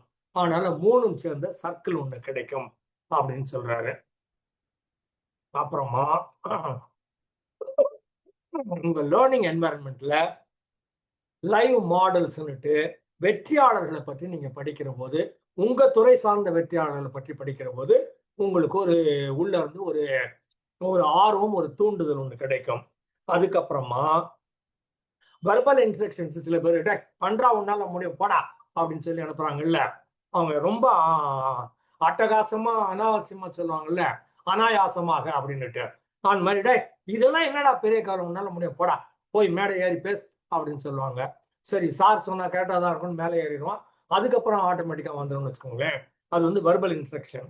அதுக்கப்புறம் சிம்பாலிக் மாடல்ஸ்ன்னுட்டு, நீங்க பலரை பத்தி யூடியூப்ல பார்த்துருப்பீங்க, வாட்ஸ்அப் ரீல்ஸ் இந்த மாதிரி போட்டிருப்பாங்க. இந்த மாதிரி பார்க்குறப்போ சிம்பாலிக்கா, ஸோ இதெல்லாம் நடக்குதா இந்த துறையில, இந்த துறையில் இதெல்லாம் இருந்ததுன்னா இந்த துறையில நான் இதெல்லாம் பண்ணா நான் கூட பெரிய ஆள் ஆகலாம் அப்படின்னு நீங்க நினைக்கிறீங்கல்ல, அது வந்து symbolic model. Live model, verbal model, symbolic model, இந்த 3 சேர்ந்ததுன்னா உங்களுடைய வெற்றி இன்னமும் எளிமையாக இருக்கும் சொல்றாரு. ஸோ இவர் சொல்ற 3 மெயின் பாயிண்ட் என்னன்னு கேட்டீங்கன்னா, ஒன்னு செல்ஃப் எஃபிகசி, உங்கள் மீது நீங்கள் செய்ய வேண்டிய வேலையை உங்களால் திறம்பட செய்து முடிக்க முடியும் அப்படிங்கிற உங்கள் மேல இருக்க நம்பிக்கை. பொத்தாம் பொதுல இல்ல, இந்த பர்டிகுலர் ஏரியால நான் பண்ணி முடிச்சிடுவேன்னு நினைக்கிறது செல்ஃப் எஃபிகசி அப்படின்னு ஒண்ணு. அப்சர்வேஷன் எஃபெக்ட்னுட்டு நீங்க பார்ப்பதன் மூலமாக ஏராளம் கற்றுக்கொள்கிறீர்கள். நல்லதை பார்த்தாலும் கத்துக்கலாம், கெட்டதை பார்த்தாலும் கத்துக்கலாம் அப்படிங்கிறது ரெண்டாவது. மூணாவது ஏரியா சோசியல் காக்னிட்டிவ் ஏரியாங்கிற போது என்வாரன்மெண்ட், உங்க பர்சனல் ஃபேக்டர், கூட satisfaction, external factor, behaviour area. ஒண்ணு மேல ஒண்ணு எல்லாமும் தாக்கத்தை உண்டு பண்ணுவதன் மூலமாக எந்த இடத்துல வேணாலும் ஆரம்பிக்கலாம், எந்த இடத்துல வேணாலும் முடியலாம். திரும்ப திரும்ப இதை வர்ச்சுவஸ் சைக்கிள்னு சொல்லுவோம். பல நேரங்களில் விஷியஸ் சர்க்கிள்னு கேள்விப்பட்டிருப்பீங்க. விஷியஸ்னா மேல இருக்கிறத கீழே கொண்டாந்து விட்டுறோம், இதுவும் கீழே கொண்டாந்து விட்டுறோம், திரும்ப திரும்ப இப்படி சூழலுக்குள்ளேயே மாட்டிக்குவீங்க. விஷியஸ் சர்க்கிள் சொல்லுவாங்க. வர்ச்சுவஸ் அப்படிங்கிறது VIRTUOUS. வர்ச்சுவஸ் அப்படின்னா இது இதை மேல தூக்கி விடும், அதை மேல தூக்கி விடும், இது இப்படி மேல தூக்கி விடும். ஸோ இந்த சர்க்கிள் மேல மேல மேல போய்கிட்டே இருக்கும். அது கீழே கீழே கீழே இறக்கி விடுறது விஷியஸ் சர்க்கிள், மேல மேல தூக்கி விடுறது வர்ச்சுவஸ் சைக்கிள். அந்த வர்ச்சுவஸ் சைக்கிளுக்கு இந்த 3 தேவைப்படுது அப்படின்னு சொல்றாரு. சோசியல் காக்னிஷன் ஏரியா அப்படின்னுட்டு. ஸோ ஒரு மிகச்சிறந்த ஆளு சமீபத்தில் ஒரு 3-4 ஆண்டுகளுக்கு முன்னால இறந்தவர், 95 வயது வரைக்கும் ஆக்டிவா இருந்தவர், ஒரு யூனிவர்சிட்டியில பிரபாவமான பேச்சா ஒரு ஃபேக்கல்ட்டியா இருந்திருக்கிறாரு. விசிட்டிங் ஃபேக்கல்ட்டின்னு 90 வயசு வரைக்கும் ஸ்டான்போர்ட்ல இருந்திருக்கிறாரு. இது முதலே சொன்ன மாதிரி ஃப்ராய்டு, ஸ்கின்னரு, பியாஜே, கால் கஸ்டாவ் இவங்க ஆட்லருக்கு அப்புறமா வர்ற பேர் வந்து நம்ம ஆளு பண்டூரா, ஆல்பர்ட் பண்டூரா. நிறைவு செய்கிறேன். நன்றி, வணக்கம்.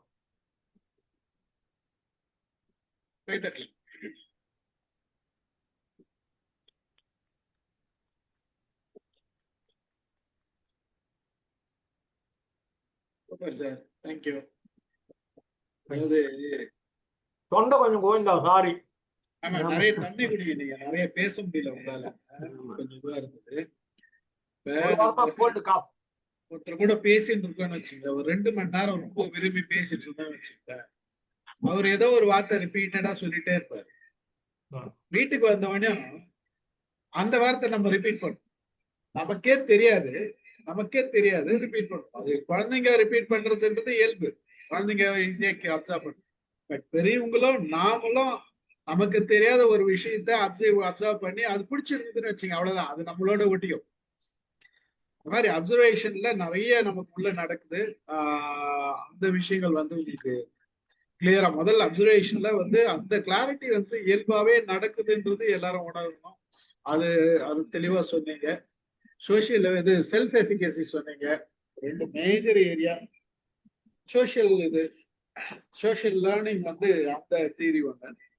ஸோ நான் பார்த்தேன், நான் 21 தான் இறந்துருக்காரு இந்த ஆல்பர்ட் பண்டூரா வந்து 21 தான் இறந்துருக்காரு. பட் ரீசெண்டா 95 வயசு வரைக்கும் வாழ்ந்து இவ்வளவு தியரி சொல்லி, எப்பயுமே சைக்காலஜின்றது என்ன அப்படின்னா நம்ம அப்சர்வ் பண்ணணும் அப்படின்றது முக்கியமான விஷயம். அதுதான் அப்சர்வேஷன் இருக்கணும், அண்டர்ஸ்டாண்டிங் இருக்கணும். அந்த அண்டர்ஸ்டாண்டிங், செல்ஃப் அவேர்னஸ் இருந்ததுன்னா நிறைய நம்ம எது வேணா கத்துக்கலாம். புத்தகங்கள் படிக்கும் போது இந்த மாதிரி இவங்களெல்லாம் தெரிஞ்சுக்கும் போது இன்னும் கொஞ்சம் யோசிக்கிற திறன் கிடைக்கும். ராமு சார் பேசுனதுல இருந்து நாமளும் நிறைய யோசிப்போம். பார்ப்போம், வாங்க யாரெல்லாம் என்னன்னு பேசுறீங்க. நானே சார், சிவகுமார் சார் பேசுறேன். ரொம்ப அருமையான விளக்கம் கொடுத்தீங்க சார். விஷய சர்க்கிளுக்கும் வர்ச்சுவல் சர்க்கிளுக்கும் அட்டகாசம். ஒருத்தரை கீழே கீழே தள்ளி விடுறது விஷய சர்க்கிள் சொன்னீங்க, ஒருத்தர் மேல மேல தூக்கி விடுறது வர்ச்சுவல் சர்க்கிள் சொன்னீங்க. அந்த சிம்பிள் வார்த்தைக்கு என்ன விதமான அர்த்தம் கொடுத்துருக்கீங்க பார்த்தீங்க, அதெல்லாம் தெரியல, புரியல. நீங்க சொன்னதுக்கு அப்புறம் விஷய சர்க்கிள் இருக்குமா வர்ச்சுவல் சர்க்கிள் இருக்குமா புரிஞ்சிக்க வேண்டியிருக்கு. இந்த வார்த்தைகள்ல தியானம், வார்த்தை தியானத்தை நீங்க அருமையா எங்களுக்கு புரியுமா சொல்றீங்க. ரொம்ப சந்தோஷம். Canada is a land of lake அப்படின்னு ஏரியில் நிறைந்த ஒரு ஊர்னு சொல்லியிருக்கீங்க. இது ஒரு எனக்கு first time I'm hearing. Suppose அவர் 60 வருஷம் மனைவியோடு வாழ்ந்தான்றது ஒரு பெரிய விஷயமா கொண்டாடுறாங்க வெஸ்டர்ன் கல்ச்சர்ல. ஒரே மனைவி 2 பிள்ளைகளோட வாழ்ந்திருக்கிறார் என்பது ஒரு பெரிய பிரமாதமான செய்தி வெஸ்டர்ன் கல்ச்சர்ன்றது. உண்மையிலேயே அப்படிதான் எல்லாருமே அது ரொம்ப 60 வயசு இருந்தது. 60 வருஷம் மணிவண்ணன் பாக்குறது எல்லாருக்கும் ஒரு பிரிவினை வருன்றீங்களா, இல்ல எல்லாம் எங்கேயாச்சும் ஒரு பிரேக் இருக்குன்றீங்களா தெரியல எனக்கு. எல்லாம் 90% அப்படித்தானே இருப்பாங்க, இல்ல 10% நான் ஒரு பிரிவினை, 2வது பொண்டாட்டி 3வது பொண்டாட்டி இருப்பாங்க நினைக்கிறேன். எல்லாருக்கும் ஒரு பிரிவினை வருங்களா? கனடால, அமெரிக்கால, வெஸ்டர்ன் கல்ச்சர்ல எல்லாருக்கும் ஒரு இல்ல இவ்வளவு நாள் 2 பேரும் இருக்கவும் மாட்டாங்கல்ல. அது ஒண்ணு, அது ஒண்ணு. மார்டாலிட்டி லைஃப் எக்ஸ்பெக்டன்சி மிக குறைவா இருந்ததுனால 30 வருஷம் கல்யாணம் பண்ணியிருப்பாங்க, 30 வயசுல கல்யாணம் பண்ணுவாங்க, 60 வயசுல இறந்து போயிடுவாங்க. இவர் 90 வரைக்கும் இருந்திருக்காரு, ஒய்ஃபும் 80 வரைக்கும் இருந்திருக்காங்க. 60 வருஷத்துக்கு இவங்க ஒன்னா இருந்திருக்காங்கிறது அது ஒரு பெரிய பிளஸ் பாயிண்ட். அதாவது டைவர்ஸ் ஆகாம இருந்திருக்காங்கன்றது ஒரு பெரிய விஷயமா சார்? நீங்களும் உங்கள் மனைவி தமிழும் இருக்கிறதும் ஒரு பெரிய பிளஸ் பாயிண்ட். உண்மைதான் சார். இங்க இந்தியாவில நமக்கு தமிழ்நாட்டுல இதெல்லாம் ஓகே சார். அமெரிக்கா வெஸ்டர்ன் கல்ச்சர்ல ஒருத்தரோட வாழ்வது என்பதே பெரிய விஷயமா பாக்குறாங்களா? அப்படிதானே சார்? ஓகே சார், சூப்பர், அருமையா சொன்னீங்க சார். செல்ஃப் எஃபிஷியன்சி, ஒரு காரியத்தை வெற்றிகரமா முடிக்க முடியுமா அப்படின்னு நினைச்சா ஐ ஹாவ் லோ செல்ஃப். ஒரு ஆர்கனைஸ் பண்ணுங்க, ஸ்டீஃபன் நான் சொல்லிட்டான்னு வச்சுங்க, ஒரு புக் எக்ஸிபிஷன் இது லைப்ரரியில செய்யப்படும், நீங்க வந்து ஆர்கனைஸ் பண்ணுங்கன்னா எனக்கு உதறல் வந்துடும். ஏன்னா சென்டினரி ஹாலா அப்படின்னு தொடர் நடிகர் ஐயோ முடியாது, என்னென்னமோ கற்பனைகள்லாம் ஒண்ணு எனக்கு.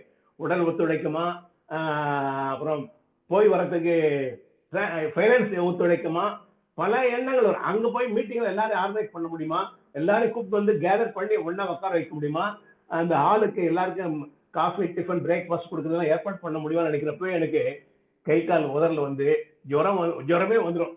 அந்த மாதிரி ஆளு நானு. ஆனா ஸ்டீஃபன் சாரோ நீங்களா அருமையா செய்யறீங்க.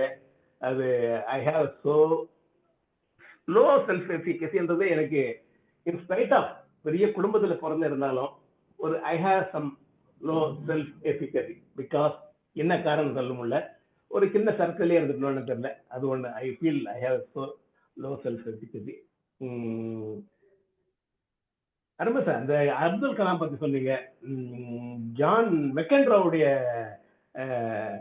7th ரேங்க்ல இருக்கணும் தான் வச்சுக்குவான்றது ஒரு அற்புதமான விஷயம் சார். உங்களுடைய ஹீரோ மெக்கன்ட்ரோ பத்தி சொன்னீங்க, 7th ரேங்க்ல இருக்கணும், அவன் பார்ட்னர் ஆச்சுக்குவாரு டபுள்ஸ்ன்றது ஒரு அட்டகாசமான செய்தி. சூப்பர் சார், அருமையா சொன்னீங்க.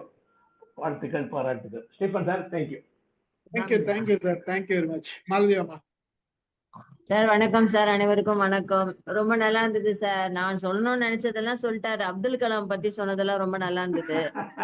ஆமா, அதனால நாங்களும் சொல்லியிருக்கிறோம், நாங்களும் அந்த விஷயத்துக்கு கொஞ்சம் சொல்லியிருக்கிறோம், இங்க பேசியிருக்கோம். ஆனா நீங்க வந்து கொஞ்சம் எலாபரேட்டா சொன்னீங்க. ரொம்ப நல்லா இருந்தது. இப்பதான் ஒருத்தர் செய்யறதே ஒருத்தர் கேட்கறது. இப்ப எங்க வீட்டுக்காரர் வந்து யாருன்னா ஒருத்தர் வந்து எதனா ஒரு விஷயத்த பேசினே இருந்தா ஆட்டோமேட்டிக்கா நம்ம அதையே சொல்லுவோம் அப்படின்னு. அதே மாதிரி ஒருத்தர் ஒரு பாட்டு பாடி நின்றா கூட வீட்டுல அந்த பாட்டு தொத்திக்கும், அந்த பாட்டை எல்லாருமே பண்ண ஆரம்பிச்சுப்போம். அது ஒண்ணு நடக்கும். இப்ப வந்து கொரியன் சீரியஸ் நிறைய பார்க்க ஆரம்பிச்சிட்டாங்க மக்கள். அதே மாதிரி கேபாப் அப்படின்னு சொல்லிட்டு ஒரு மியூசிக் வந்து சின்ன குழந்தைல இருந்து எல்லாம் இப்ப அந்த கேபாப்னு அந்த மியூசிக் தான் இப்ப ஓடிட்டு இருக்குது ட்ரெண்டிங்ல. அது ரொம்ப நல்லா இருந்தது. அதான் அவர் வந்து நீங்க சொன்னீங்களே, எனக்கு அப்ப சிரிப்பு தான் வந்துச்சு. பொண்டாட்டி பேச்ச கேட்டுக்கிட்டே அவர் இருந்தாருன்னு சொன்னீங்கல்ல, பரவாயில்ல ராமு சார் வாயில இருந்து நீங்க இந்த வார்த்தை வருது. நீங்க வந்து பொம்பளைங்களை குறை சொல்லிட்டு தான் இருந்தீங்க, இன்னைக்கு வந்து நீங்க சொல்லிட்டீங்க அப்படின்னு எனக்கு ரொம்ப சந்தோஷமா இருந்துச்சு. ரொம்ப நல்லா இருந்ததுங்க சார், ரொம்ப நல்லா இருந்துச்சு சார். நாங்க ஓட்டுறது பாட்டுக்கு ஓட்டுறது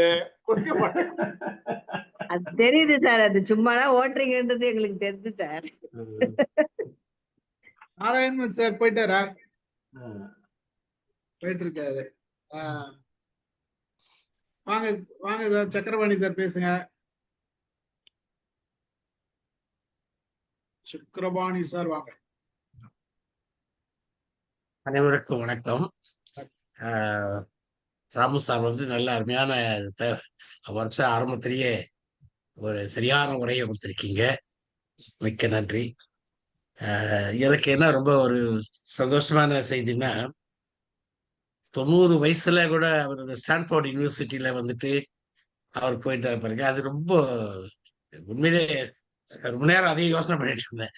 அந்த வயசுல ஸ்டான்ஃபோர்ட் யூனிவர்சிட்டியில போயிட்டு அவர் அந்த இது பண்ணது ரொம்ப சந்தோஷமா இருந்தது.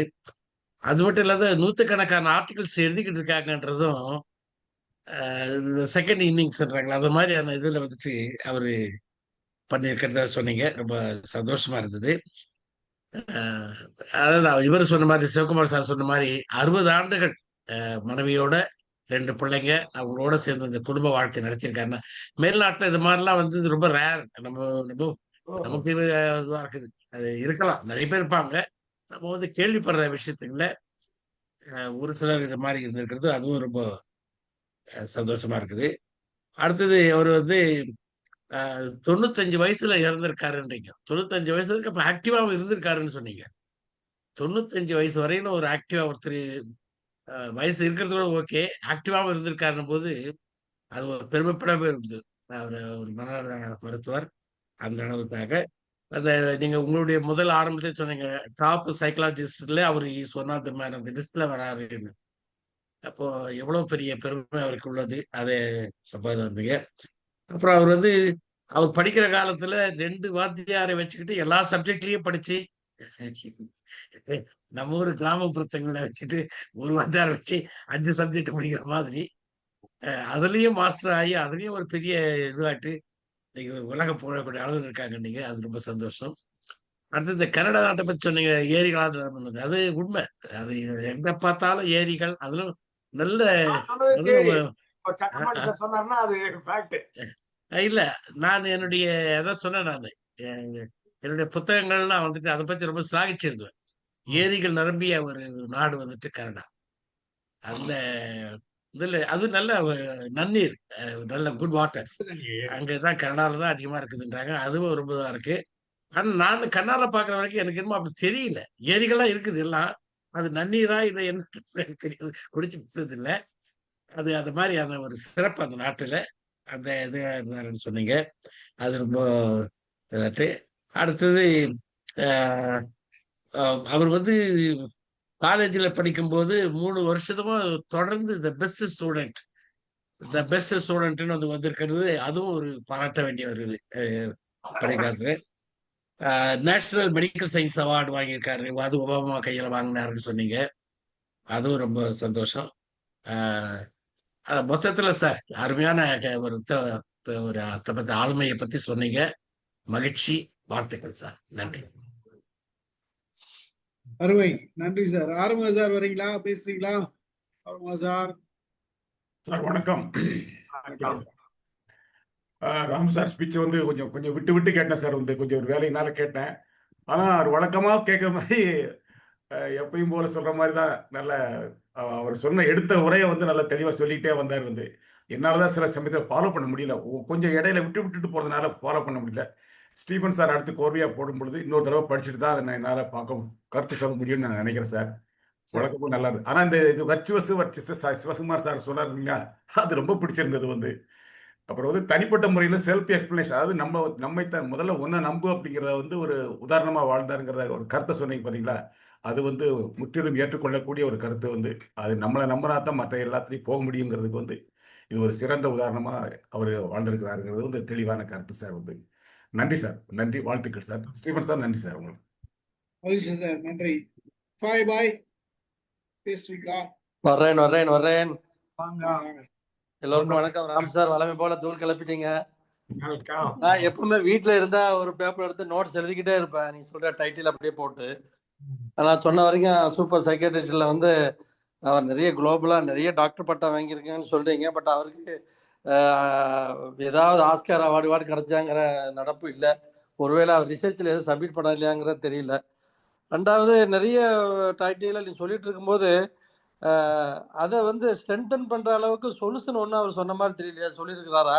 இப்போ உதாரணத்துக்கு வந்து இப்போ செல்ஃப் கான்ஃபிடென்ட்ங்க மாதிரி செல்ஃப் எபிக்ரஸிங்கிற சொல்றீங்களா, அதை ஸ்ட்ரென்தன் பண்றது எப்படி பண்ணியிருக்கிறாரு, எப்படி சொல்லியிருக்காருங்கிற விளக்கங்கள் அதில் இல்லை. ஒருவேளை அது சொல்யூஷன் சொல்லியிருந்தா நம்ம அதையும் உள்வாங்கி நம்மளை திருத்த கொள்ளக்கூடிய வாய்ப்பு ஏற்படுமோங்கிற ஒரு சின்ன ஒரு இதுதான் ஒரு கொஸ்டினாக எனக்கு இருக்குது. மற்றபடி உங்களோட பிரச்சனை எப்பவுமே எதுவுமே குறை சொல்ல முடியாது sir. Thank you so much. Thank you. அவரு சொல்ற போது ஒரு பர்டிகுலர் வேலையை செய்ய ஆரம்பிக்கிற போது என்னால் இதை நிறைய செய்ய முடியும் அப்படின்னு எங்க நினைக்கிறீங்களோ அதை நிறைய செய்யுங்கன்னு சொல்றாரு. எல்லாத்தையும் பண்ணிடுவேன்னு சொல்லல. ஒரு பர்டிகுலர் ஏரியா, நான் பள்ளிக்கூடத்தை பத்தி சொல்ற போது இங்கிலீஷ்ல நான் எப்பவுமே ஃபர்ஸ்ட் வந்துடுவேன், கணக்குல எப்பவுமே நான் ஃபெயில் ஆயிடுவேன். ஸோ இது ஒரு எண்டு, அது ஒரு எண்டு, ஒரே ஆள் தான். இந்த பக்கம் கணக்குன்னா நம்ம கோவிந்தா, இங்கிலீஷ்னா நமக்கு கரும்பு அப்படின்னு நினைச்சு இருக்கிறோம். அதனால செல்ஃப் எஃபிகசி வந்து எந்த ஸ்பெசிபிக் ஏரியால நீங்க நல்லா இருக்கிறீங்கன்னு கண்டுபிடிச்சிட்டு அதை மட்டும் நிறைய பண்றது அப்படிங்கிறது. அதே மாதிரி இன்னொன்று சொன்னீங்க, பில் கிளின்டன் வந்து கென்னடியை பார்த்து நானும் ஒரே ஒன்ன மாதிரி அந்த சீட் வந்து உட்காரன்னு சொல்றது, அது அந்த டாஸ்க் அவர் சொன்னதை சேலஞ்சாக எடுத்தது. சில விஷயங்களை நானும் செஞ்சு காட்டுறேன் பாருன்னு சொல்லி நானும் நிறைய சேலஞ்ச் எடுத்திருக்கிறேன். ஆனால் அந்த சேலஞ்செலாம் பார்க்கக்கூடிய வாய்ப்பை என் பெற்றோர்கள் கொடுத்து வைக்கல. அதுதான் எனக்கு பெரிய வருத்தமான இது.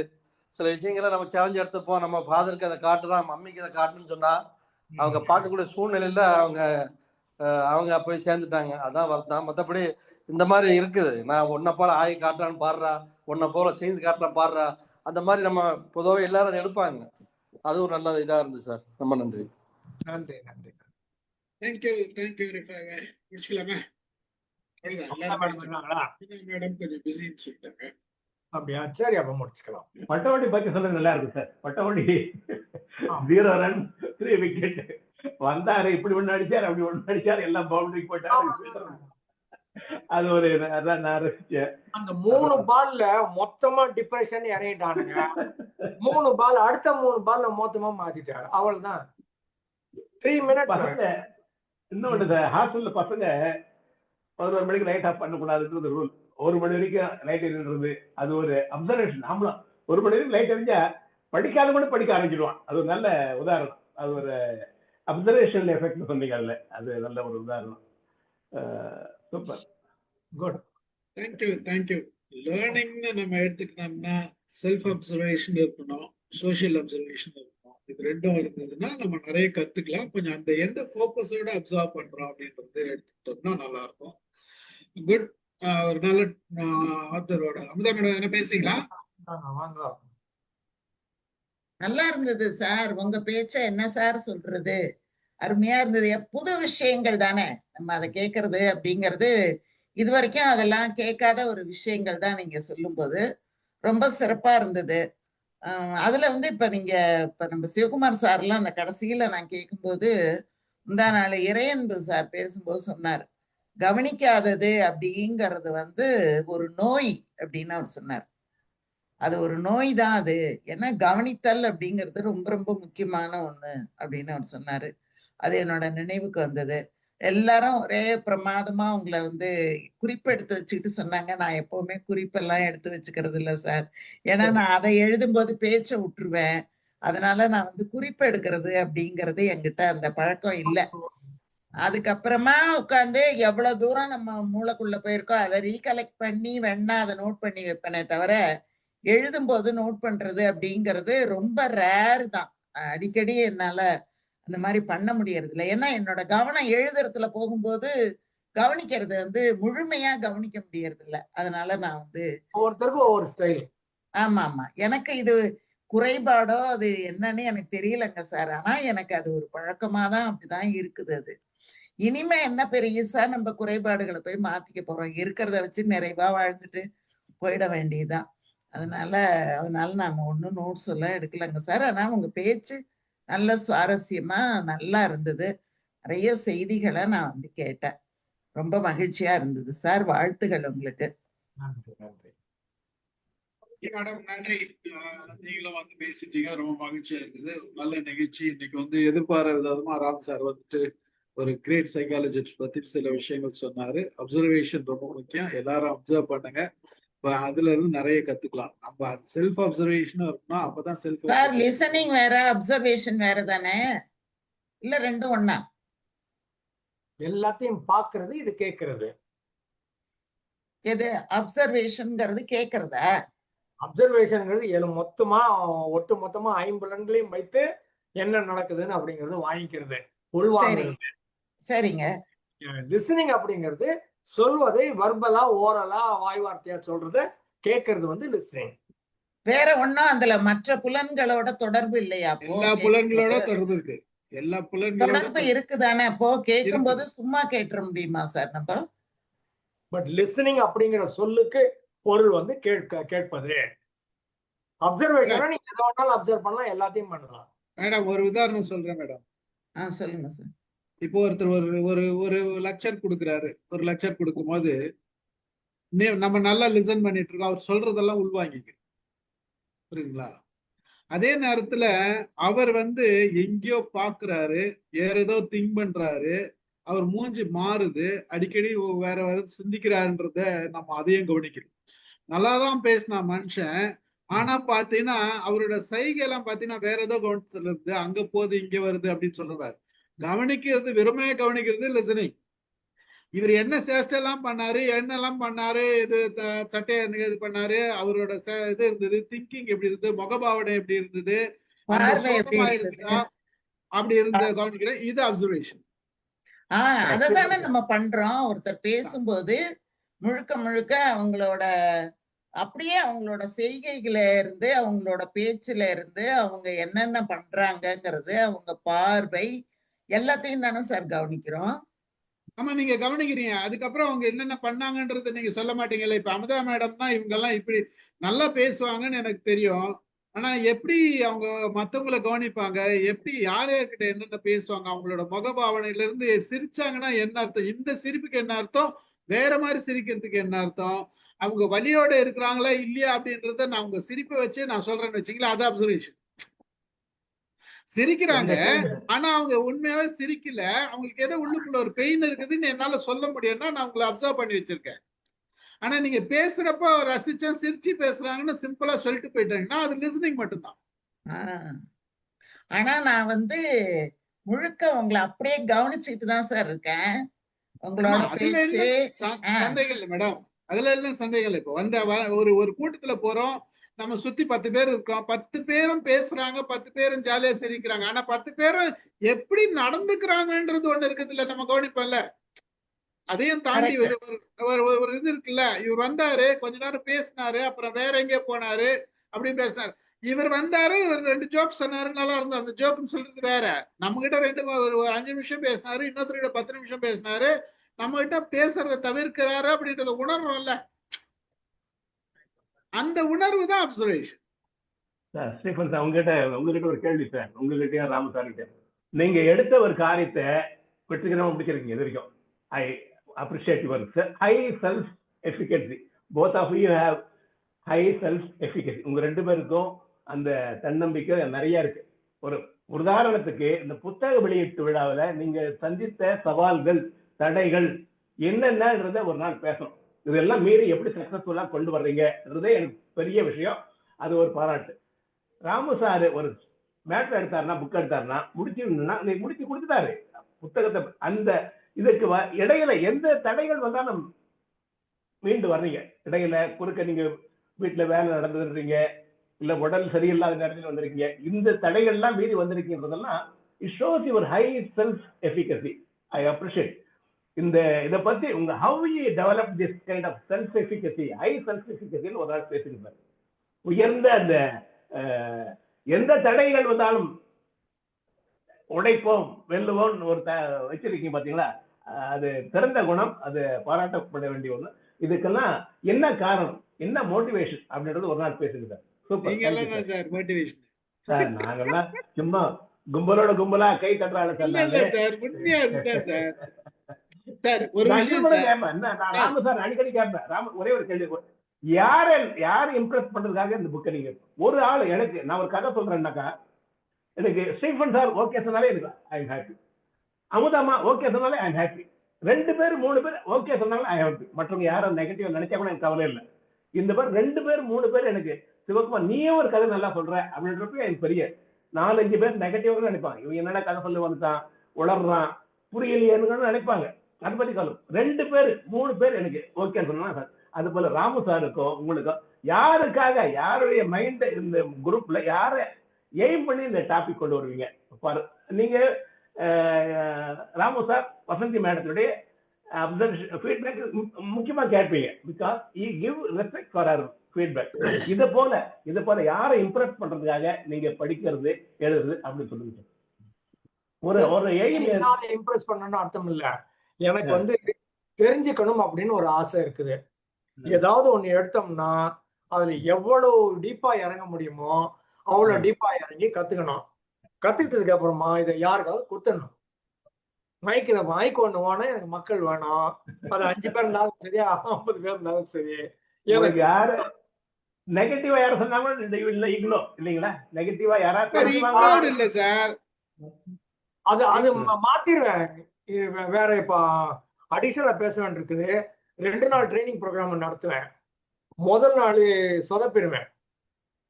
அவங்க எல்லாம் நல்லா இருக்குதுன்னு சொல்லிடுவாங்க பார்ட்டிசிபென்ட்ஸ். டீப் இன்சைட் எனக்கு ஒண்ணு சொல்லும், டேய் இல்லடா இது உன் ரேங்க் இல்ல, நீ வந்து கீழே இறங்கிட்ட, திஸ் இஸ் நாட் ஓகே. ராத்திரி பூரா உட்கார்ந்து வேலை பார்த்து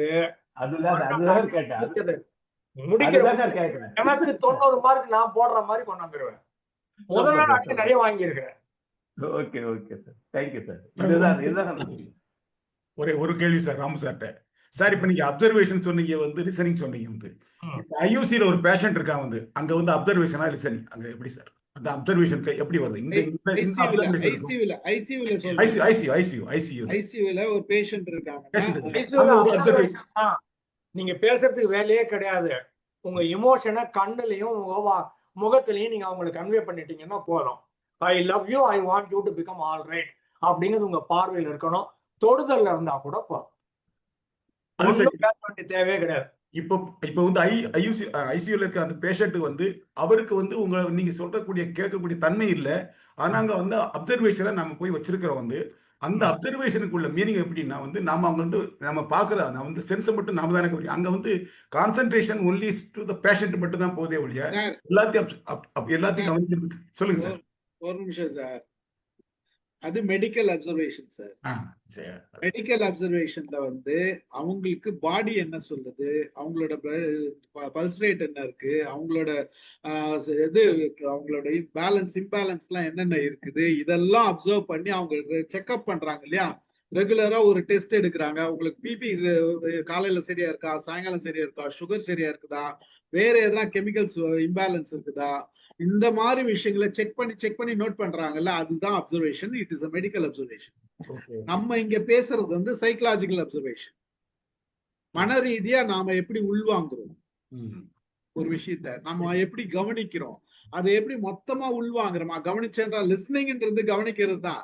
ஆனா மொத்தமா கவனமா அதுலயும் மிக கவனமா கவனிச்சுக்கிறதுன்றது அப்போ நம்ம அந்த முழுசுமா கவனிக்கிறோமா. அப்ப என்னெல்லாம் எந்த விதத்துல கவனிச்சோம்.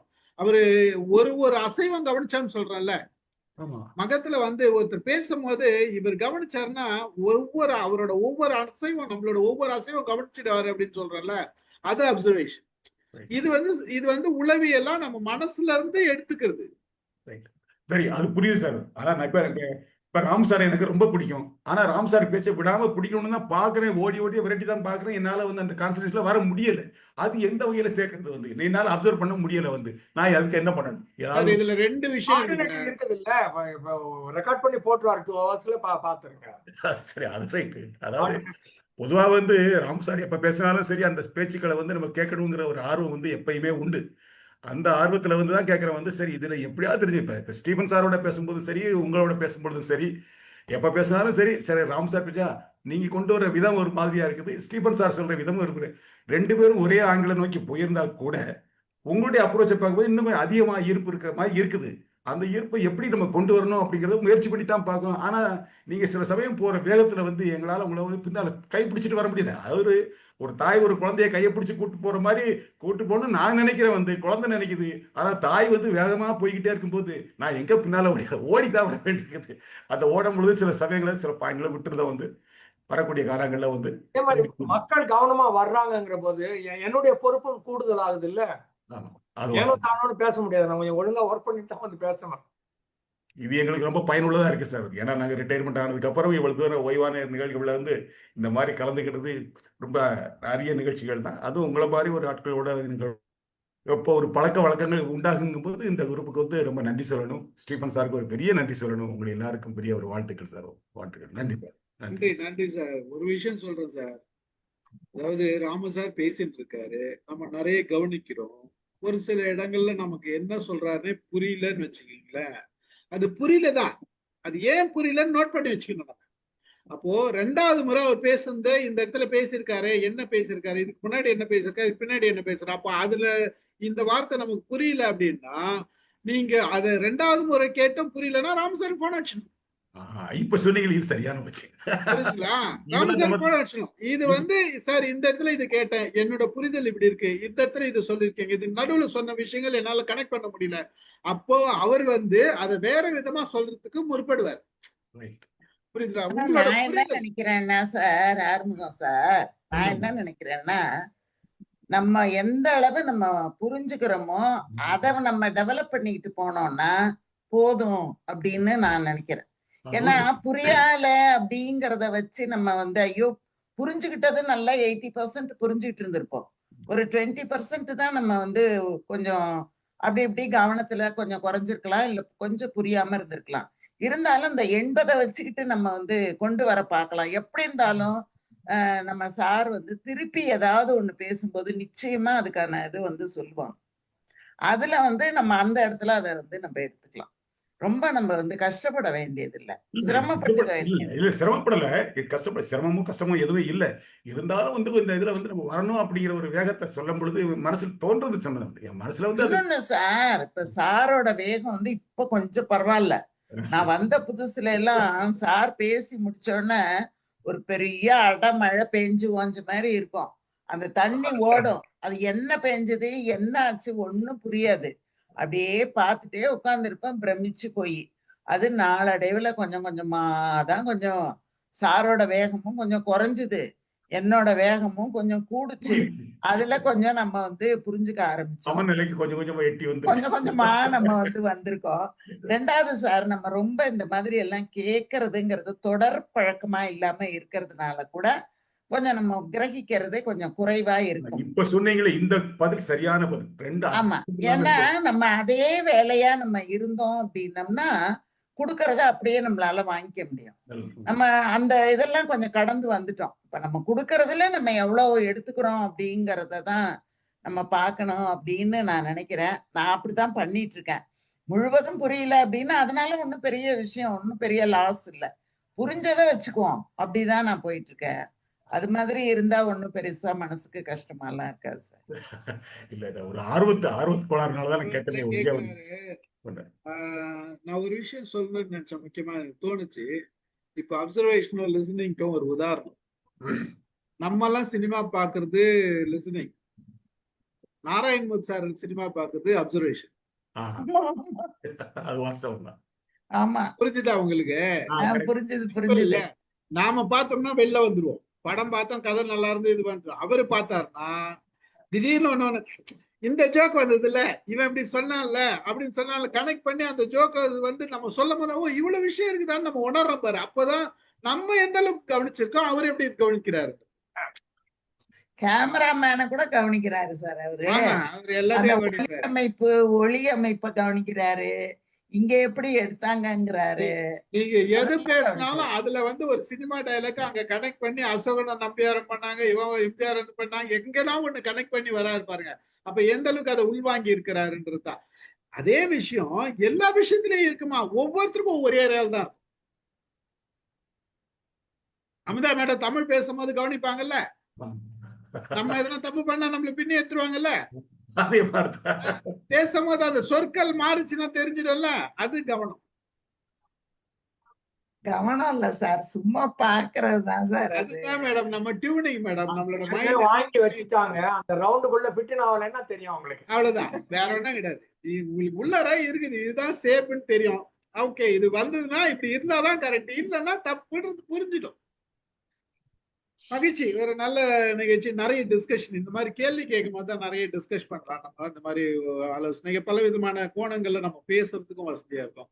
மகிழ்ச்சி சார், கலந்து கொண்ட அனைவருக்கும் நன்றி கூறி, ராம சாருக்கு நன்றி கூறி நிகழ்ச்சி நிறைவு செய்கிறேன். நன்றி சார், வணக்கம் அனைவருக்கும். நாளைக்கு எல்லாரும் வாங்க. ஒரு